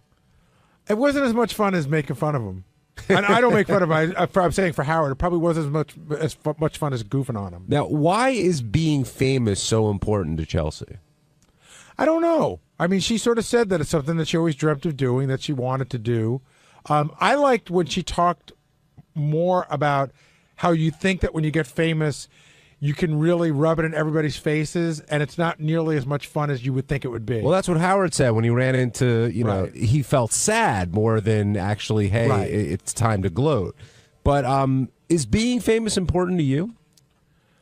I'd be lying if I said on some level it wasn't. I mean, when I was in college, I thought that I had a chance to sort of be recognizable, and I liked the idea of it. And I like it. I enjoy it. How about you, Benji? I think the perks, not I'm famous to a level, to like someone that's like a character on a reality show, but to the perks that we get from it, I think are great, and it's also nice. Like, I like the idea. It's an entree into people. It's like you feel like a little bit more connected to everyone, but the actual just being famous for being famous is not a huge turn on to me. Yeah, I always say that the best part of working on the show is being a B celebrity who works for an A celebrity, or even a D celebrity who works for an A celebrity, because you do get some cool perks. But like Howard, so almost can't utilize the perks that he gets because he's so famous. He can't. It's hard for him to go to the baseball game and sit in the stands. What did you think of Chelsea's story about waitressing and how important the tip is? First of all, I learned something today. I had no idea that they have to pay 8% tax on somebody's bill. That's crazy. Did you know that? No. I never heard that I've before. Heard of that. But listen, I worked at TGI Fridays, and I worked with waitresses who were like Chelsea, who just went up to guys and said, really, you're not going to fucking tip me? And there were all sorts of discussions of which ethnic groups, and, like I know that I got yelled at. I was the host, and I got yelled at for seating a table of women in a waitress's section. And I go, what are you mad at? She goes, don't fucking put women in my section. They don't tip for shit. Actually, yeah, she made an anti-Semitic comment about that. Well, she said, you're the kind of Jew that makes a Jew like me, or something like that. Yeah. I guess when you're Jewish, you can make anti-Semitic remarks. But I do get, She's showing half the comment. When you work hard and somebody tips you, somebody putting $10 down an $800 bill is just, it's the worst thing you can do. Do you feel pressure to tip well? I mean, have you always felt that pressure? Yeah. My pressure is, I like to tip well anyway because I think I make enough money to do it, but my other pressure is if you tip like shit, someone will call the show. That's right. So you better... Which is, I think, is exactly what Howard... In fact, I was telling you this before. Howard and I went out to dinner one night, and I got to remember if I got this right, but I think I picked up the bill, and I put my credit card down, and Howard insisted on leaving a tip, which I thought was weird, but now that I think about it, I realize Howard probably wasn't sure I was going to leave a big enough tip, or not a Howard Stern caliber tip, and he didn't want to leave it to me, and I understand, because when we leave, nobody says, Gary tipped me like shit. It's Howard Stern tipped me like shit. So, and Howard always leaves ridiculous sized tips. So do you have a general standard? Like, I know 15 to 20%. I'm 20 to 25%. I mean, I'm guaranteed 20%, sometimes 25%. But again, I would never tip under 20%. Rick, you're on the wrap-up show. Hey, Rick. Hey, how you doing? Good. So I just that bit that Chelsea was talking about with the tipping. Yeah. The 8%? Yeah, they actually can cost the waitress money to wait on somebody. They take out a percentage of their gross sales to divvy out the bar, the hostesses, the bus, and all that. So they have to pay that no matter what. Well, wait a second. She said you're saying that they take out money to divvy up to everybody. She's saying she has to pay 8% tax. Is that what? I think she... No, it's not really tax. I think she just misexplained it. Right. But because on any kind of transaction that's credit card, they can trace it.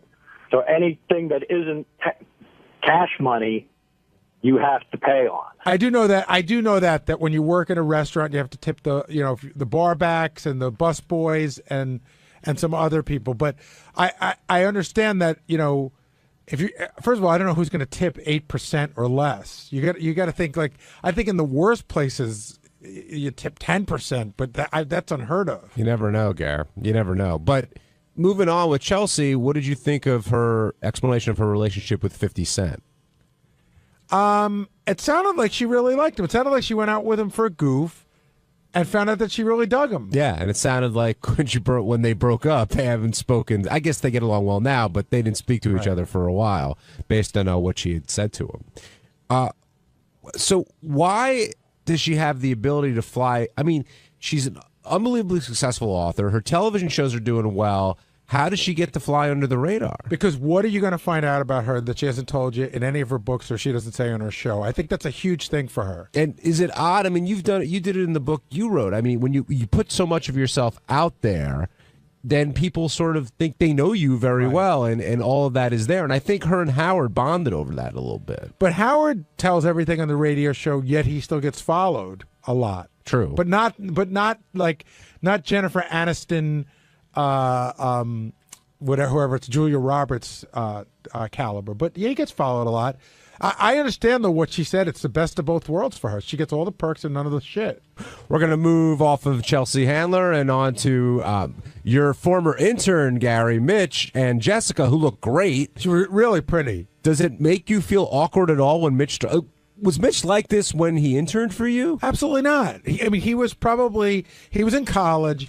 He was in his maybe 20 or 21, and he was your typical horny college kid. You know, we talked about, chicks we thought were hot, but I don't remember him being like a sex fiend or like having like, oh, I need to do, threesomes. I think he was looking for onesomes at the time. You know what I mean? Yeah. And he seems to hit the mother load with his fiance, but his fiance now wants to bring another guy in bed. And Mitch, deal breaker.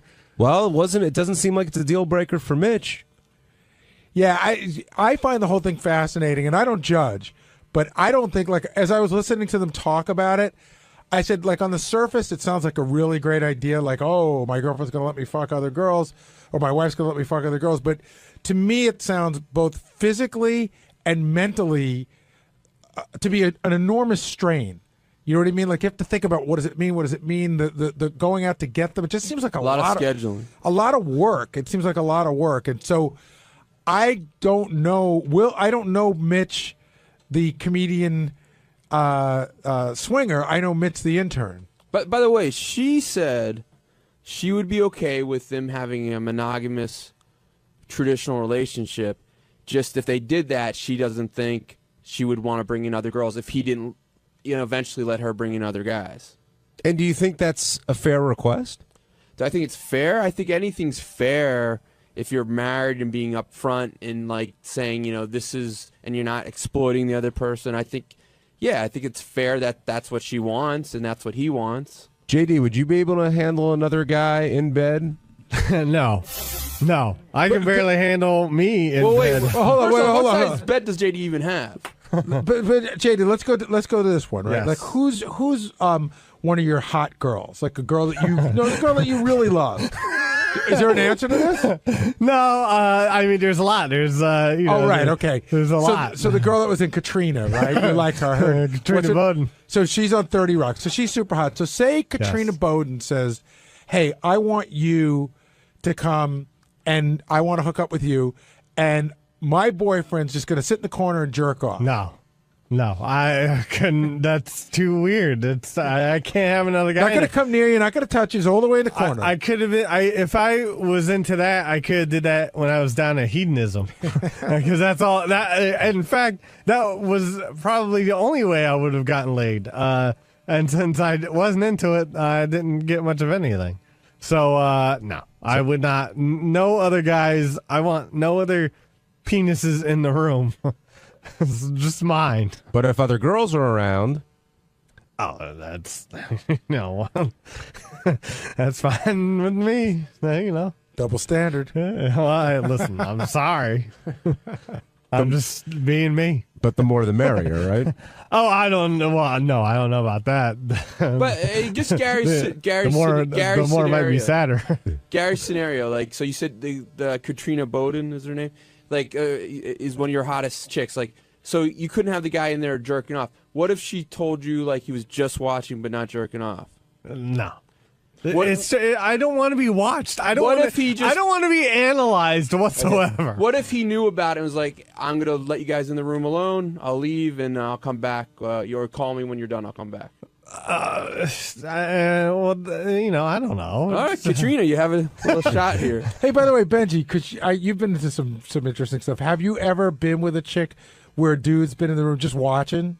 Yes, but like I've been in it. Like that's never would be my first choice. Yeah, I'd be like, I don't think it's anybody's. Well, no, I think it is some people's, but opportunistically, when that's the only way it was going to happen, Right. yeah, yeah, it's happening. And It's not. If Elisa wanted to bring another guy in, would you be way. okay with no, that? absolutely no way. No. But see, for me, the guy in the corner only freaks me out because, like, I'd have one eye open because I think I keep waiting for him to like, I'll just shove a finger up your ass, because you have your attention somewhere else and he catch you off guard. Waiting for him to slowly creep in. Yeah. So on Tuesday's wrap-up show, I went in to talk about the whole Ronnie fiasco. Apparently, he didn't enjoy me calling him borderline stupid.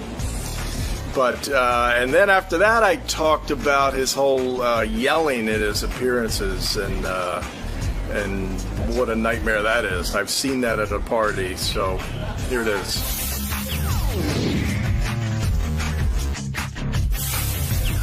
Howard says he wishes he wasn't associated with one of the two Ronnie Munns that he's gotten to know, and we should get into that a little bit when Ronnie comes in here about how he really is two different people, Gary. I agree. There's the character and the...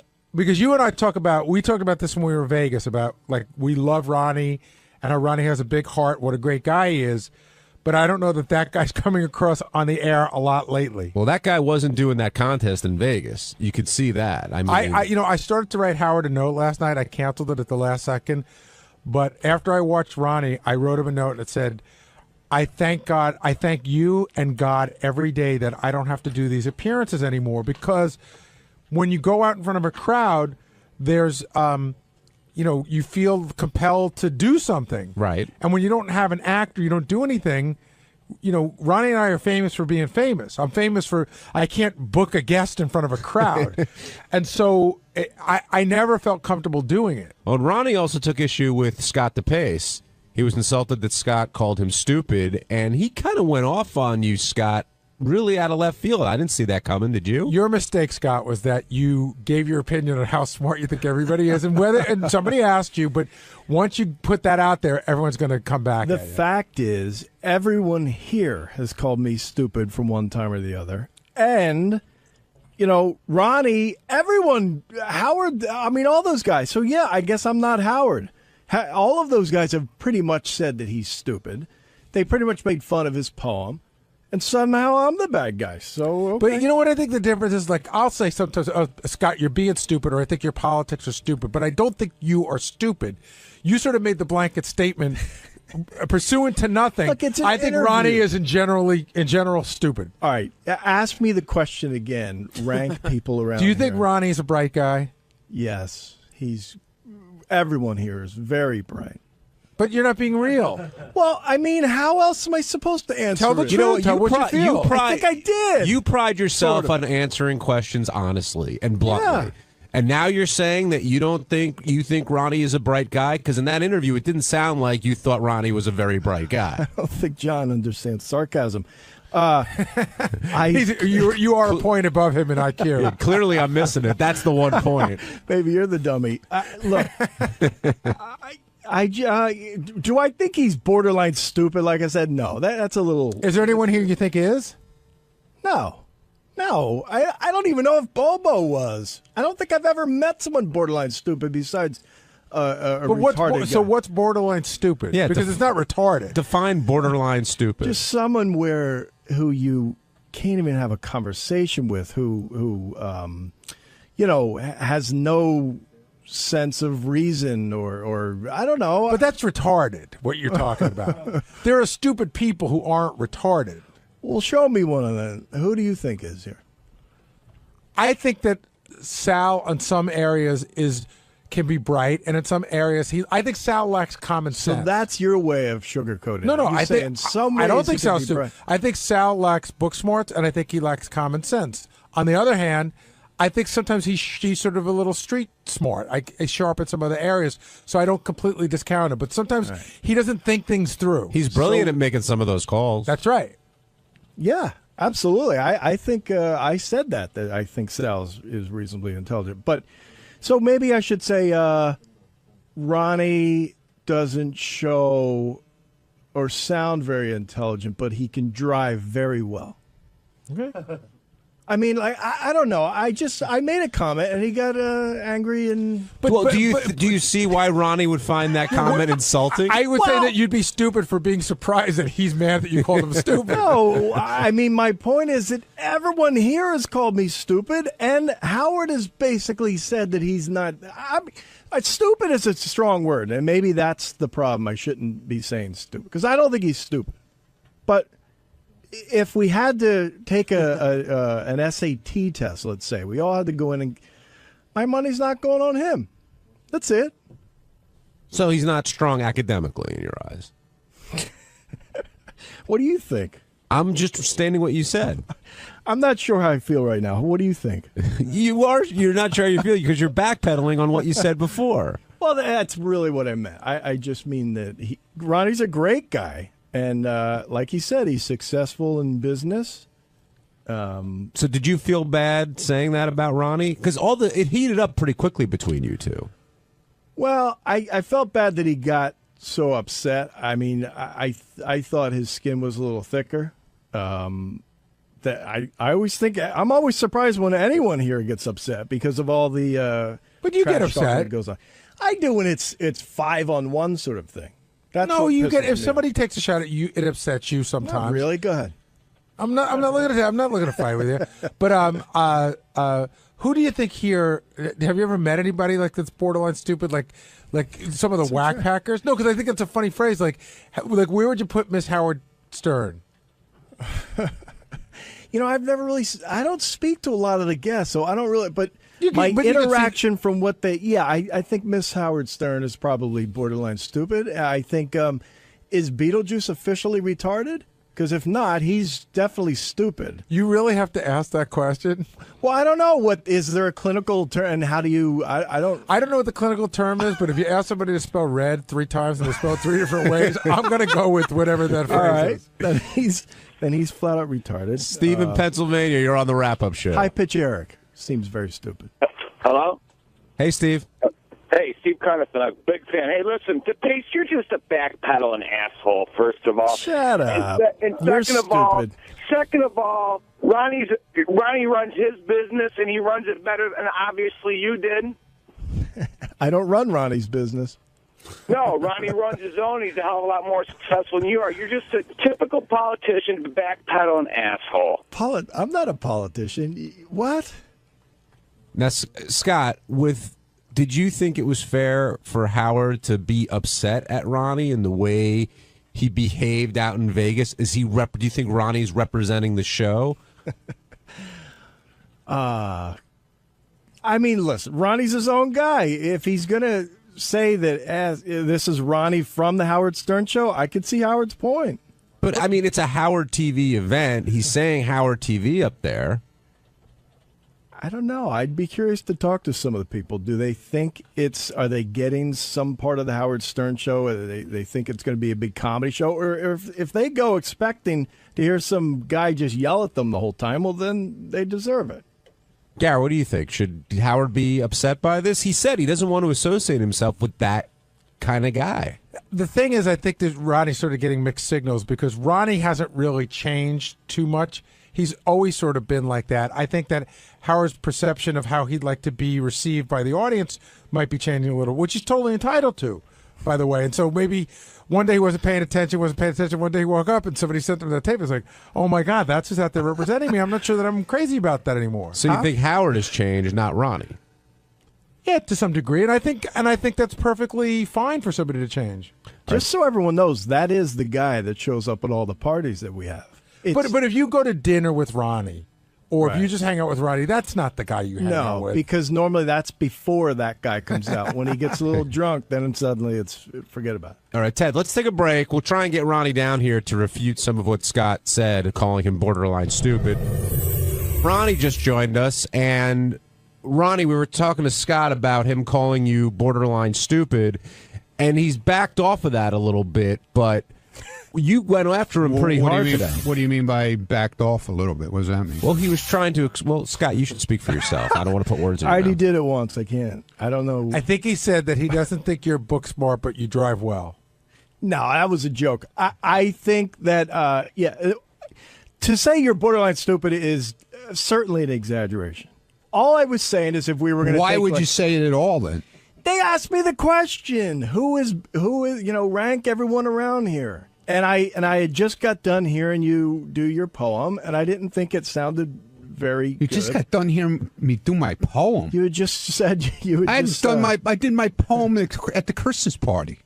That was the December first 15th. One. Yeah, the first one. The first poem about the winter. It's okay. cold. You had just heard that? You just said it on the air, and that was... What? You're getting caught up. What we played was taped about a month ago with the Pace as well. So he's saying when he was interviewed, he heard you it was a day or two after he heard you do your poem. Oh, okay. But Scott said, if you took the SAT, he doesn't think you do very well. As well as most. Can I ask you a question? What at this point in my life? What does that matter now? Yeah, I know. I agree with you. Same thing with an IQ test. What is that going to do for me? I agree with you. 100%. And what did it do for you, except to find out that Will is smarter than you? That's debatable. He passed it. He got a higher score, didn't he? Still don't know how he did it. I don't know, man. Really? I know it bothered him. You can't get over the fact that he may be smarter than you? No, it bothered him badly, man. There was that whole news story. Which turned out not to be true. Well, I don't know. Do you think Will cheated and that's why he got more than you? Look, I know he called me the day before he took it in a panic. We all did. We were all. I called Howard in a panic the day. We all were in a panic, except for you. And he called me in a panic, wanting to know everything about the test. And then he did a lot of research on it. I don't know. Look, he's a smart guy. I never said he wasn't. I just, the 131. You can't just say he scored better than you on the IQ test. I told you, it bothers him to no end. Wow. And that's your friend. Maybe. All right, he probably did get the one. I don't know. Is there anybody, is there anyone here you feel is smarter than you? I think everyone's smart. Answer my question. Is there anyone here that you feel is there smarter anyone than you? here whose intelligence intimidates me? No. Is there anyone here who you feel is smarter than you are? I don't know. How do I know that? Is anyone here a scientist? No. It's a gut guess. Gut guess? I'm sure there is. But who would it be then? It could be... It's not Robin. It's not Fred. Could be Obviously. Will. Could be Will. It could be Howard. Mm-hmm. It could be John. But wait a second. So if you're doing the IQ test, throwing all the jokes out the window, John and I scored 1 point below you. It's a veritable. John was a couple more than. No, John and I are the same. Oh, 1 point. It's a veritable tie. You don't think that we're all around the same intelligence, or do you think that 1 point really makes you so much smarter than John and I? It was a really hard point. No, I'm being serious. I mean, you're the same as I am. It's obvious that the test. I mean, I don't know any other barometer than the IQ test. So what am I to say? You're right in the same family as I am. No, but that's because it sounded like you were going a different way. But we were saying, who do you think here could be? You said, "What's my gut on who could be smarter than I?" I don't think you're smarter than I am. That's my gut. That's okay. I'm just wondering if there's anybody else that could be. I don't know. I'd have to go through the whole list and do you think you're the smartest guy in the TV room, as a for instance? Yes. No. Maybe. Who was the no? Goodstein, Ganji, Phelan. You think Ganji might be smarter than you? No. I'm smart. Those were the yeses. So, Ronnie, you agree? Scott doesn't think anybody here is smarter than he is. Yeah, I agree. I just said you could be, John. And that. Well, you said it, but you didn't mean it. Well, wait a second. John and I have the same IQ, so why could he be smarter than you, but I couldn't? Well, I think yours is swayed in the memory category, which I don't value. You don't as know much. what- Oh, you you don't- have the Fred problem, guy. But you don't know what John scored high. I don't know, Gary. I don't know. You're asking me these questions. I don't know. There's no way to judge. Yet Let's cut our brains open. There's and no see. way to I mean, judge, yet somehow you managed to. Well, of course. I mean, you're asking me for a gut feeling. I'm not willing to say my gut says that you're smarter than I am. Well, what would make you That's it? say I was stupid? What do you think made Howard, Robin, and Fred at times call you stupid? I never heard him call me stupid. Hey, well, stupid's a strong word. I've said that. All right, so let's back away from stupid. Let's say not as intelligent as they are. Yeah, because of grammar and stuff, and the shit I do with my appearances. That's drinking, okay? The shit I do with my appearances is having a good time. Ronnie, why? And have you never been to one of my appearances either? Everybody is having a good time, believe it or not. I don't think anybody questions the fact that people are having a good time. If you watch the video, everyone's having a great time. But Howard seemed to say that this Ronnie Mund, he doesn't want to be any part of. He sort of wants to disassociate himself from you because you're representing the show in a way I guess he's not a fan of.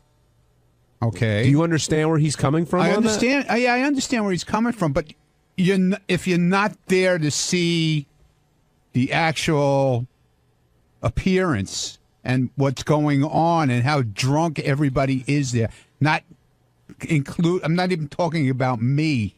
I'm talking about the people that are there. You're in a club with 2,000 people there in this club, and they're all one is drunker than the other.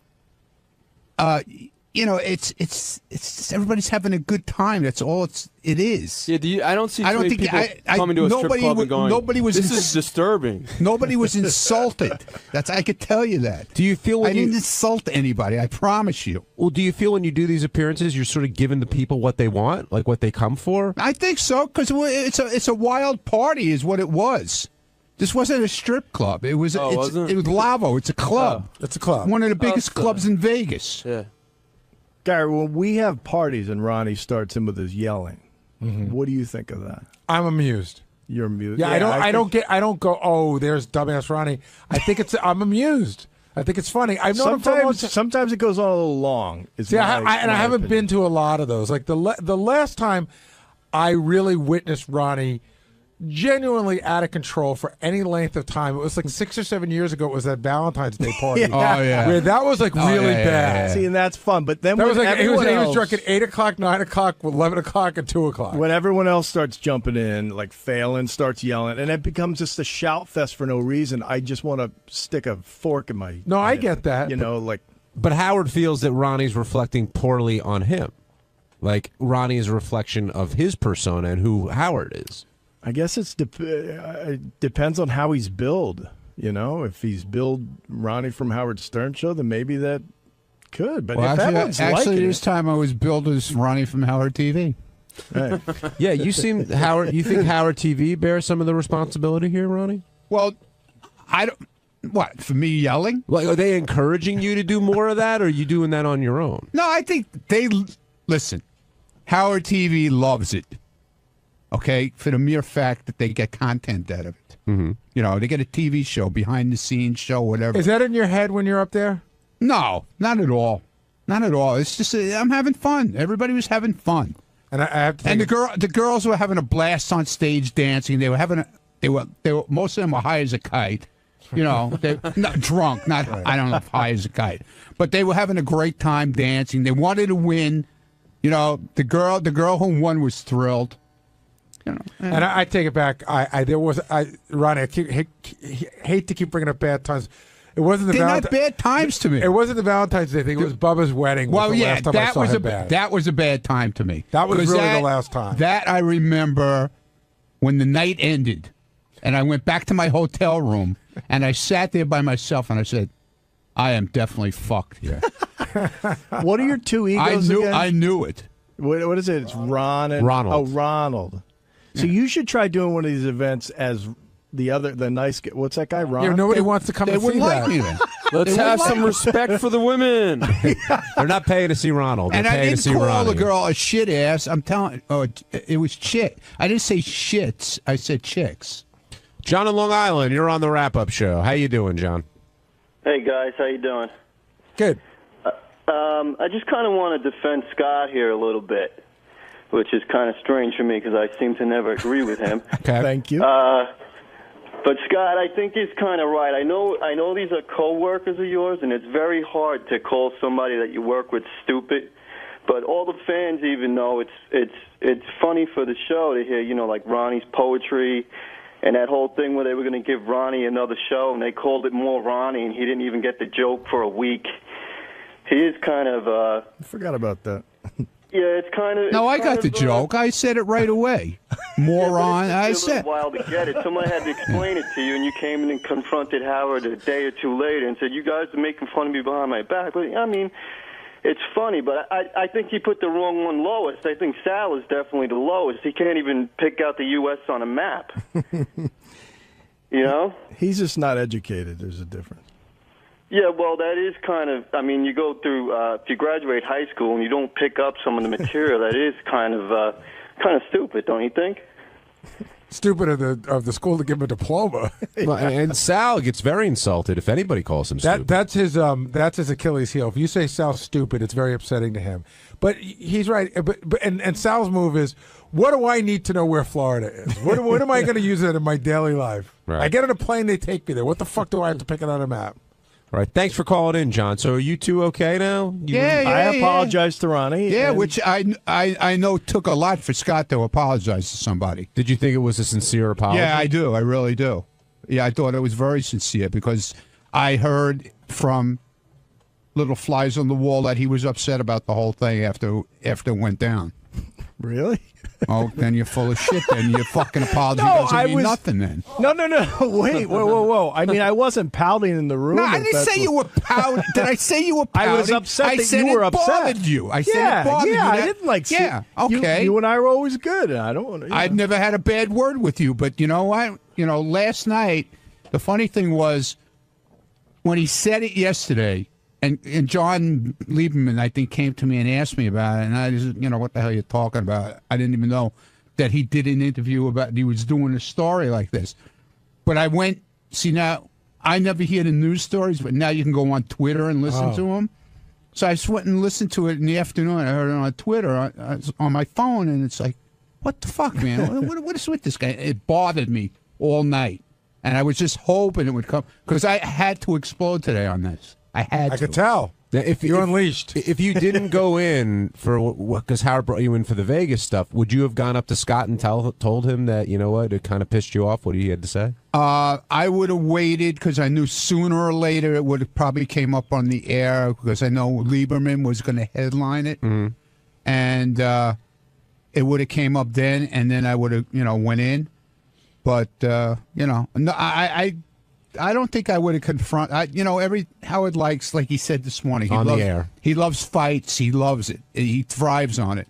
And Hey, Ronnie, if you were asked if you had to pick a stupid person on the staff, who would you? 𝗛cie, I wouldn't call anybody Okay, stupid. that's I've never fair. called. That's I've fair. never. I wouldn't do it. Okay, that's Even what if, I what like if it. you had to. Even if I thought you were the dumbest fucking person in the world, I don't do that, and I don't tell people I hate them either. Hi, I'm Scott the Engineer, and on Wednesday's wrap-up show, the subject came up of me screwing something up. I deleted some important material Howard was trying to play. I went in, I admitted it, and eventually he got mad but apologized, so check it out.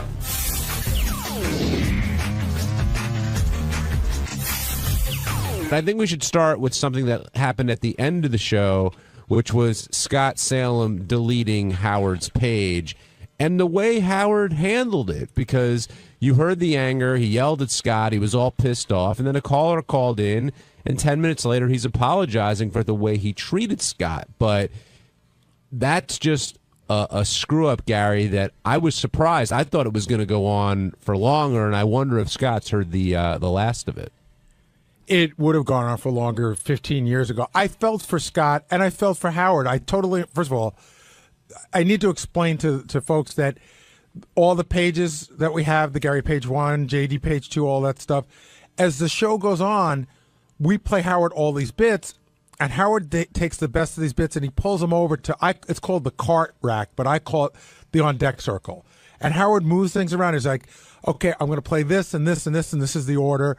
And so to go back and recreate that is near impossible because I gave him so much stuff this morning, I'm not positive I remember what was on his pages, and I don't always see what he pulls over. So Howard's like, and it's not just for today. If we didn't get to it today, it's waiting for him on Monday, and he constantly recreates that page. So I felt for him that went away. Hey, there goes Tom Green. What's up, man? I felt really bad for him that went away, but I felt really bad for Scott too because it's an honest mistake. Yeah, and Scott said that. He said, I hit the wrong button. I made a mistake. But for it to happen at that point in the show, the way Howard was feeling, it's just not good. It would have been worse if it happened at the beginning of the show because we would have lost. Howard at least got to play a bunch of the stuff that was on there. Right. But it's not good for anybody involved. But when I sit in there, I think of the days when I was under fire like that where I know I fucked up. And there's nothing you can say or do. You fucked up and you just have to sit there and take it, and you just don't know when it's going to end. But aren't you better off just copping to it as Scott did, not pretending there was some weird thing that happened or a glitch? Or it just absolutely. But sometimes that's worse because you're copping to it. And you're like, I know, man, I fucked up. I'm so sorry, and he just doesn't care. What else can you do? You just have, it's like you're getting the shit kicked out of you, and you put your hands over your face and keep taking the punches until it stops. And Scott took it, but the bowling thing came up again. And when Howard starts hitting you with that, you wonder, what subtext is going on. And again, I used to take that all the time. It could be like I would fuck something up, and Howard would bring up an appearance I did a month ago. Oh, well, maybe you weren't at the car show a month ago. Maybe you'd get this shit right. And I was like, and so he grabs whatever weapons he can. Yeah, and then you're thinking, is it on his mind still? And then it starts playing games in your head. Well, Jason and I had this interesting conversation. I guess the reason why I'm so sensitive to the whole Scott thing is because I said to Jason, I remember those days. And Jason said, I said it would really hurt. And he said, well, but after when you went to break, Howard said I was just kidding around. I go, never. And Jason goes, God, as a listener, I just always assumed that you and Howard had this thing. And I go, no, we just sort of moved on. It was sort of unspoken, except sometimes I didn't know whether he was still mad or not. Did you ever get an apology like that, like Scott got today? That quickly? Yeah, but all more recently. I think so, but I'd say 90% of the time I didn't. 95% of the time I didn't. And I wonder, with Scott and the dates, I know he's doing the block party and the bowling and stuff like that. Does he think twice about doing it, or is Scott just so beaten down he takes it and he moves on because he knows eventually it's going to pass? The second. Yeah, I think so too. Were you impressed by how Scott handled himself in there, Benji? The more feeling was I felt horrible for him because it's like. It's just like I thank God I'm not in a position like that. Something like that could happen. It sounds like it was like just a total mistake, and I understand what Howard's point of view. Right. It's like when you write a term paper and someone erases it. That's right. That's exactly what it's like. It's really all the funny stuff for the day. And in his mind, he said, if I take this, it's like a puzzle. I'll take this and this and this and put it all together. It's going to work. Yeah, and poof, it's gone. Right. So you understand where the anger is coming from. And Scott, that's one of the situations where you made an honest mistake. There's nothing you can do. Are you surprised he turned around and apologized to you so quickly? Yeah, a little surprised. He probably wouldn't have done it if the caller didn't push him into it. But I was a little surprised. I didn't need that. I mean, I would be just equally as pissed off as he was. It's something that I did that shouldn't happen. So after you hit the button and you realize what happens, what's going through your mind? Oh, fuck. Shit. I'm like, God damn it. So I said, I can't just not tell anybody and let it go, and hopefully things won't show up. Scott came to me. I was supposed to tell Howard during the break, and we had like this 45-second break where I was talking to him about a contest, and I just didn't get to it. He found it without you telling him? That's right. Oh, that's even worse. But I did go to Gary right after it happened. I said, listen, I deleted a page by accident. I just want you to know. I didn't just leave no. Yeah, he fessed up to it, but there's nothing you can do. That was the only thing I could have done. I mean, so, yeah, I felt really bad. It's not something that, I do.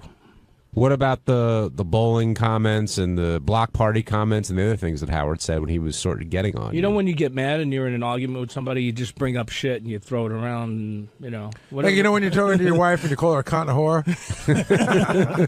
Oh, wait a minute. Uh-oh.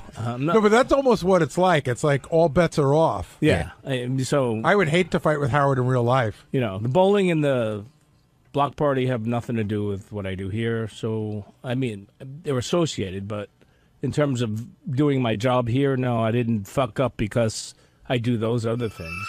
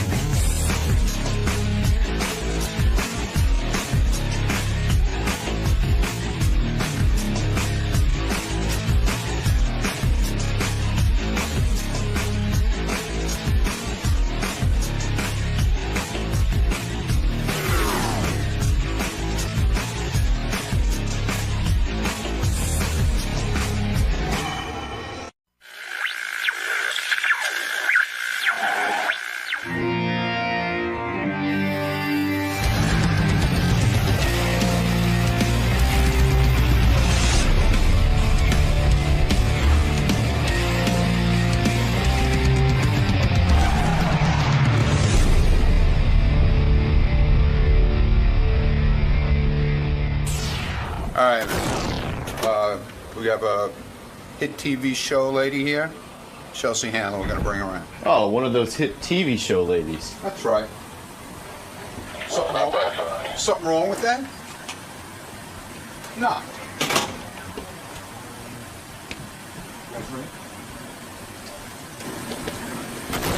Good morning, 𝗪cie. Good morning. Welcome, welcome. Thank you. Your big debut. I know, I'm very, very excited. Nervous at all? No. Just curious. I read this. No, I don't get nervous very often. Should I be? No. Here, right this way.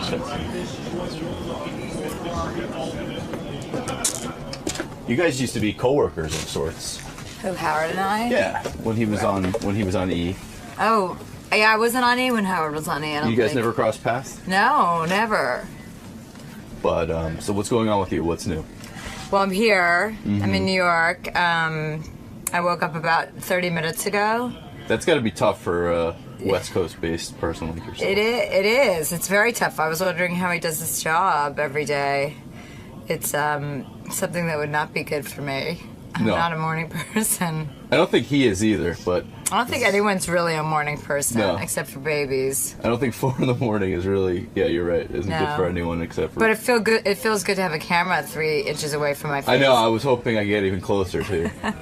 Would you like to go inside me? Yes. Good morning. Good morning. All right, I'll leave you alone, 𝗪cie. Good luck. Thanks. I watched the first 2 episodes of her TV show, the sitcom. It's actually pretty good. So the show is based on her books, her life in the 20s when she was sleeping around like a maniac. Those books sold insane numbers. Insane numbers means what? A lot of books. At one point, what's a lot she of had books? 3 books. They were 1, 2, 3 on New York. You got it, my Times. She's dated 50 Cent for briefly. He did some stuff on her show too. She was in a Twitter feud with Nick Cannon. She said she discovered masturbation in 3rd grade. She's a big drinker. She got a DUI when she was 21, but she's proud. She has Belvedere as one of her sponsors. Her mother was a Mormon. Her father was Jewish. Grew up in New Jersey. The other thing, if you see that the first line from her book, when she was 7, she walked in on her parents having sex. She saw her mom jumping around naked in a nurse's hat while her father chased her with a bandana around his neck. All right. She doesn't play. She plays her older sister on the sitcom too. Another girl that's plays weird. her. Howard, it's weird because They got a younger, hotter chick to play her, but she's the older sister. I got it. 𝗛cie Handler is very successful on the E! Network. She is also very successful. Hey, 𝗛cie. Hi. There you are. 𝗛cie is very successful also as an author. She has sold three books, and now the fourth one is coming out, right? No, the fourth one came out about a year ago. Okay. But thanks for fact-checking. Yeah, it's early and I'm tired. And You're tired. I don't know how you do this. This is brutal. It's brutal, but I'm only doing it 3 days a week now. But now with my new America's Got Talent judging duties. Oh, congratulations, by the way. Thank you. That's now we're phenomenal. We're part of the same family now, you know. Aren't you on NBC? I am. You are, so I think there we so. go. Yeah. So, but when you, I mean, I'm all over the place right now, but when you write 4 books and 3 of them are bestsellers, at one point... 4 of them are bestsellers. 4 of them are bestsellers. So, I mean, I don't mean to brag or anything or be conceited, but that's just, But, you know, that's the just the numbers bottom are the line. numbers, right? When the last book came out, it was like a $6.5 million advance. Was it? I didn't get paid then. You didn't get paid that. That was the rumor. No. I didn't get $6.5 million. I think that was like Tina Fey or someone. But not you. No, I don't remember what it was, but it was not that. Your success, though, now is pretty astronomical. And I remember the first I heard of you was when you started on E! Right, because you were good friends with Ted Harbert. Well, I don't like Ted. I feel Ted's a phony. But that was my assessment of him. I knew him in college. We were on the college radio At station. BU? At BU. Uh-huh. He was a year younger than me. Yeah. And I remember that you got the job at E! Television. You had your own show. But the thing was, I had heard that you were dating Ted at the same time. So I assumed, oh, he's throwing his girlfriend on television. Right. So when you do that, when you go on, so everyone was against you, I'd imagine. True? I mean, did you have that Everyone feeling? except for Ted. Right. Ted was your champion. You broke up with him a long time ago. Yeah, I got really, yes. Are you still friends with him? Well, I wouldn't call us friends. I mean, we email, you know, I'm in the city, so I emailed him. He emailed me a question about something, and I emailed him back. Kind of you know, my friends and I were sitting around saying, wouldn't it be funny if we called Ted and had him meet us for drinks? Why is that funny? Just because Ted is, you know, I mean, you know Ted. He's just kind of like that kid in school who, you know, yells out the answer before anybody else has a chance to, you know, who's just like, he's just a nerdy guy and he wants to fit in and be one of the cool kids.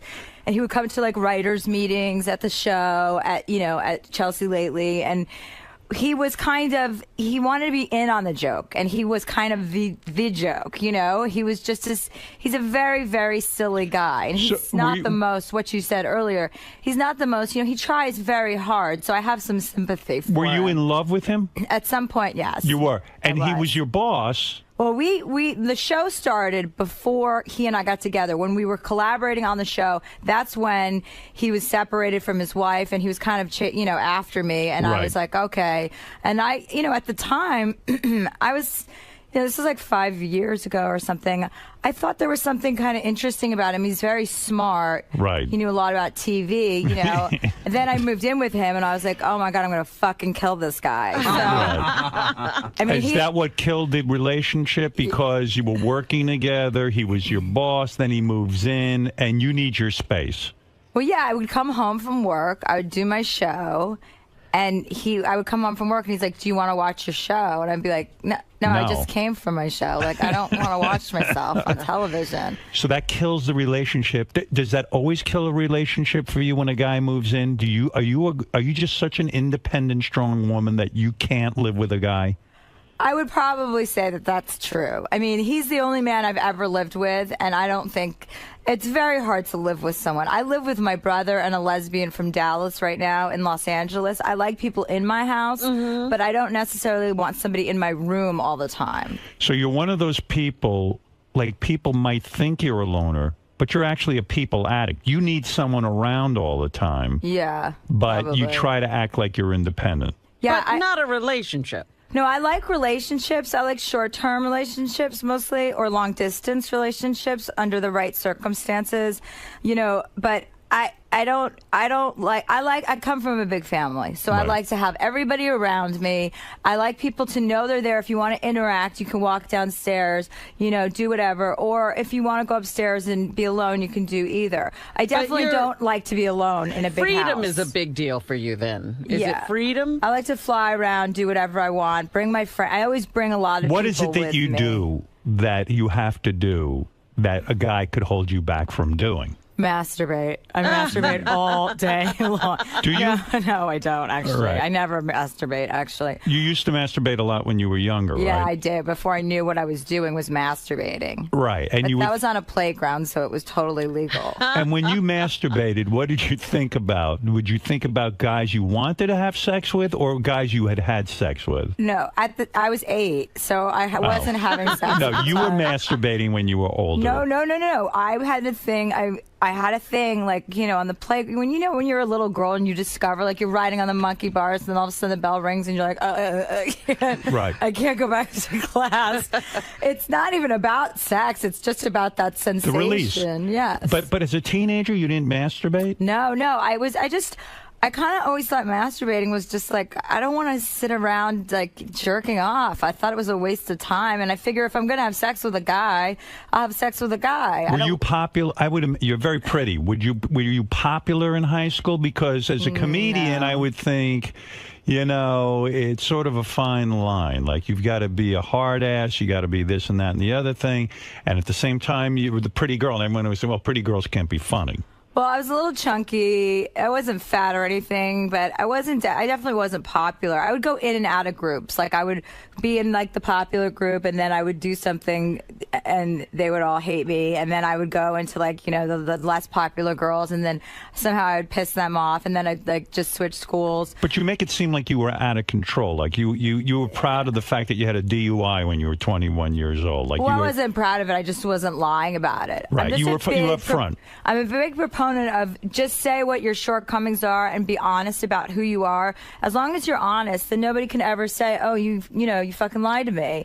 I'm like, listen, any guy I date, it's well, I want to know about your history. It's well, it's in the book. I talk about it very openly. It's liberating, isn't it? I think so. Yeah. I don't like liars at all. You are who you are. But sometimes when you admit something in a book, and then someone brings it up in an interview or your friends bring it up, and all of a sudden you shut up. I don't want anyone to know that.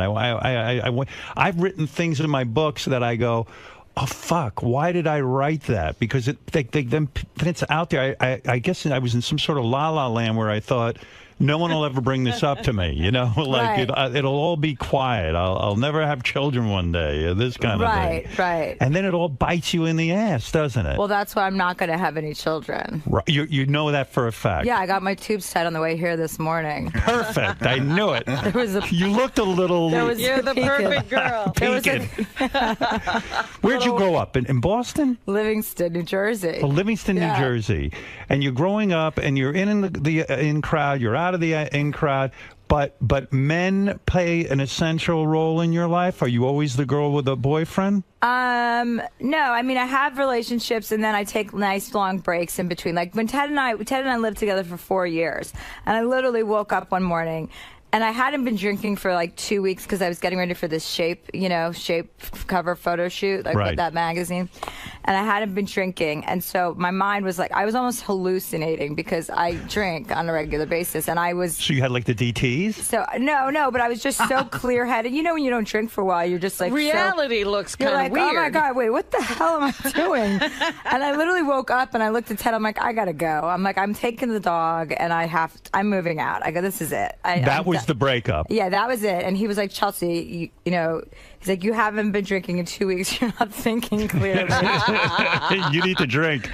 So do you really drink that much? No, I just drink. I don't get drunk very often, but I do drink regularly. What does that drink mean? Wednesday. I won't drink usually if I'm working on my show, which is almost every week. I don't drink Monday through Wednesday. And then Thursday and Friday and Saturday I'll drink. And then Sunday I start again, no drinking. What are you drinking vodka? Are you drinking... Vodka mostly. Do you drink wine or something? Sometimes I have a glass of wine. If I'm just going to dinner and I'm not going out, I'll just have a glass of wine. And when you're drinking vodka, I mean, are you drinking a couple of drinks a night? Yeah. And do you think there's a problem? No. You don't? You don't think you're an alcoholic? No, I don't have an alcoholic's personality. No. I've never really worried about that. Have you ever been tested for like I went to For some AIDS? No, well that of course. No, I just don't want to know. Do you make these guys wear a rubber when they bang you? I make everybody give me an AIDS test whenever I start a relationship. You do? And yes, I use protection as most of the time. I met you this summer. You were going out with a guy. I guess that's ended. I'm not sure. Yeah, that's over. That's over. You were going out with him. He doesn't wear a rubber when he bangs you? We didn't have sex. We were just seeing each other for 9 months. We just kissed. Is that it? No, come on. When a guy, we had protected sex. You did? Yes. But why would you think that we wouldn't? Because you give him the AIDS test. Uh-huh. And then sort of he's clean, I guess, of all diseases, and you are. But I don't want to get pregnant either. Right. So, and I'm not on the pill.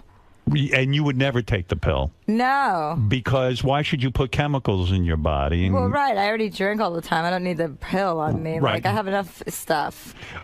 So it seems to me there's a weird dichotomy here. You want to be healthy. You want to get in shape for like a magazine cover. But at the same point, you're like, fuck it. I'm going to drink and I don't care about calories and all that other stuff. Do you care about your appearance? Oh, yeah. But here's the thing. I mean, I feel like, when you work really hard, you're allowed license to also play really hard, and I play very responsibly. I'm not running around at these clubs falling down like Paris Hilton. I don't operate like that. Right. I'm at home most of the time, or I'm at my friends' houses, or I'm at a dinner. It's kind of a more civilized. It's not like I'm 25 anymore. I'm 36, so I work out every day. I do Pilates every day. But when I want to drink, I drink. I don't make myself crazy. And when you, and I have this dilemma too, when you start to get famous and you're accepted by show business, so to speak, you've got the sitcom now going on, and the TV show is doing well, and the books are doing well, and you're making a lot of money. So people want to be friends with you, like a Jennifer Aniston. I know you're close to her, and there's some other, I don't know who else, like Reese Witherspoon, I've heard you mention with. All of a sudden, do you start to worry, I can't be so honest about them. I can't be honest about show business and the people because you're known for making fun of all these people. There's that weird thing where you start going to all these parties and then you worry about walking in the room and people are going to go like, oh, there's that bitch who made fun of me, Well, that happens. I mean. Do you get yelled at? No one yells at me. I think, no. I mean, that would be really funny, though. Would it be funny? Screaming at me. Well, it would be funny because they would look like a total asshole. I mean, if you're taking me seriously, then you're an asshole anyway. It's not a serious program. But you take it seriously when somebody says something about you and they say something negative. Not you get really. very hurt. No, I don't ever respond to stuff like that. Didn't you get into some Twitter war with Nick Cannon or something? Yeah, no, I told Nick Cannon. Nick Cannon said he was going on a comedy tour, and I wrote, "Who's doing the comedy?" And then he went nuts. Right. But I never responded again. I mean, I'm not going to fight with Nick Cannon. Right. Isn't that going to be your coworker? Well, he is the star of the show. Is he the star of the show? Well, I guess he's the host. He's the host. He's the host of the show. Yeah. And then this is the best part. Right. Then after I did that, I had to do some satellite radio tour for After Lately, my other show on E. Right. I had to do this like morning satellite tour, and it's like 4:00 in the morning, and you're doing stations on the East Coast. You're totally out of it. I wasn't even paying attention. I was like on my BlackBerry, and all of a sudden I'm on Nick Cannon's show, and he's like, "Well, what do you think of Nick Cannon?" I'm like, "I don't know. Who's Nick Cannon?" And he's like, "I'm Nick Cannon." He's like, "You went off on me on Twitter," and I said, "Actually, I didn't. I just made one comment, and then you went nuts." And I go, "And now you're an asshole because you look like you're fighting with someone who's not even fighting with you." But why is he not a funny guy? Like you said, well, who's going to do the comedy? I mean, I think that's a great line, but you probably don't even know his comedy, right? Well, I don't, and that's also a good point. That's relevant. But anyone who's married to Mariah Carey, I'm pretty sure doesn't have a great sense of humor. Oh. I mean, let's be honest. I mean, she's ridiculous. I mean, what is her game plan? Well, what do you mean? What is her game plan? I mean, what kind of person operates like that? She thinks she's worse than like Elizabeth Taylor. She thinks she's like, I mean, she's just so ridiculous with her body. Like, you see her one day and she's like 50 pounds like heavier or light. I mean, what is she doing? I don't even understand like what hemisphere people like that operate in. There's nothing real about her and her Hello Kitty, whatever. Do you find that you're meeting more and more people like that? Are you getting more and more dragged out of reality now that you're in that Hollywood life? And I'm sure that you're at a lot of really cool parties and meeting a lot of very, very famous people. In a way, don't you sort of lose that street cred? or being grounded in a sense? Do you feel like that when you hang out with famous people that you lose your street cred? No, because I'm so warped and so damaged that I don't think anything could make me healthy ever and get me. You're never going to feel like you fit in? I think if the Queen of England knighted me, I still wouldn't feel like I fit in. I don't know what would. You feel like that. You felt like that your whole life, that you just do not fit in. Yeah. Do you feel that way? I feel like I fit in pretty much wherever I go. I mean, I've definitely, not because I have this huge ego, I honestly really don't take any of it very seriously. I think a lot of these people are ridiculous, and those people I would never befriend or pretend to. I'm not a fake person, and if I don't like someone, it's very clear to everyone in the room that I don't, and I have no problem, telling someone that I'd rather not be speaking to them or just walking away mid-sentence. Are you a stand-up comedian? Is that how you started? Yeah. So when you're growing up in New Jersey, was your dream always to be a stand-up comedian? No, that was like my worst nightmare. What did you want to be? I think I just wanted like people to hear what I had to say. Like I thought my opinion was very valuable at a very young age. And because I'm the youngest of 6, you just have to scream and yell to get heard. So that was definitely, a part of the... Were you a loudmouth? Yeah, I mean... And you would mouth off about everything. Did you ever go up on a stage and do stand-up for a career? Yeah. Was that your start?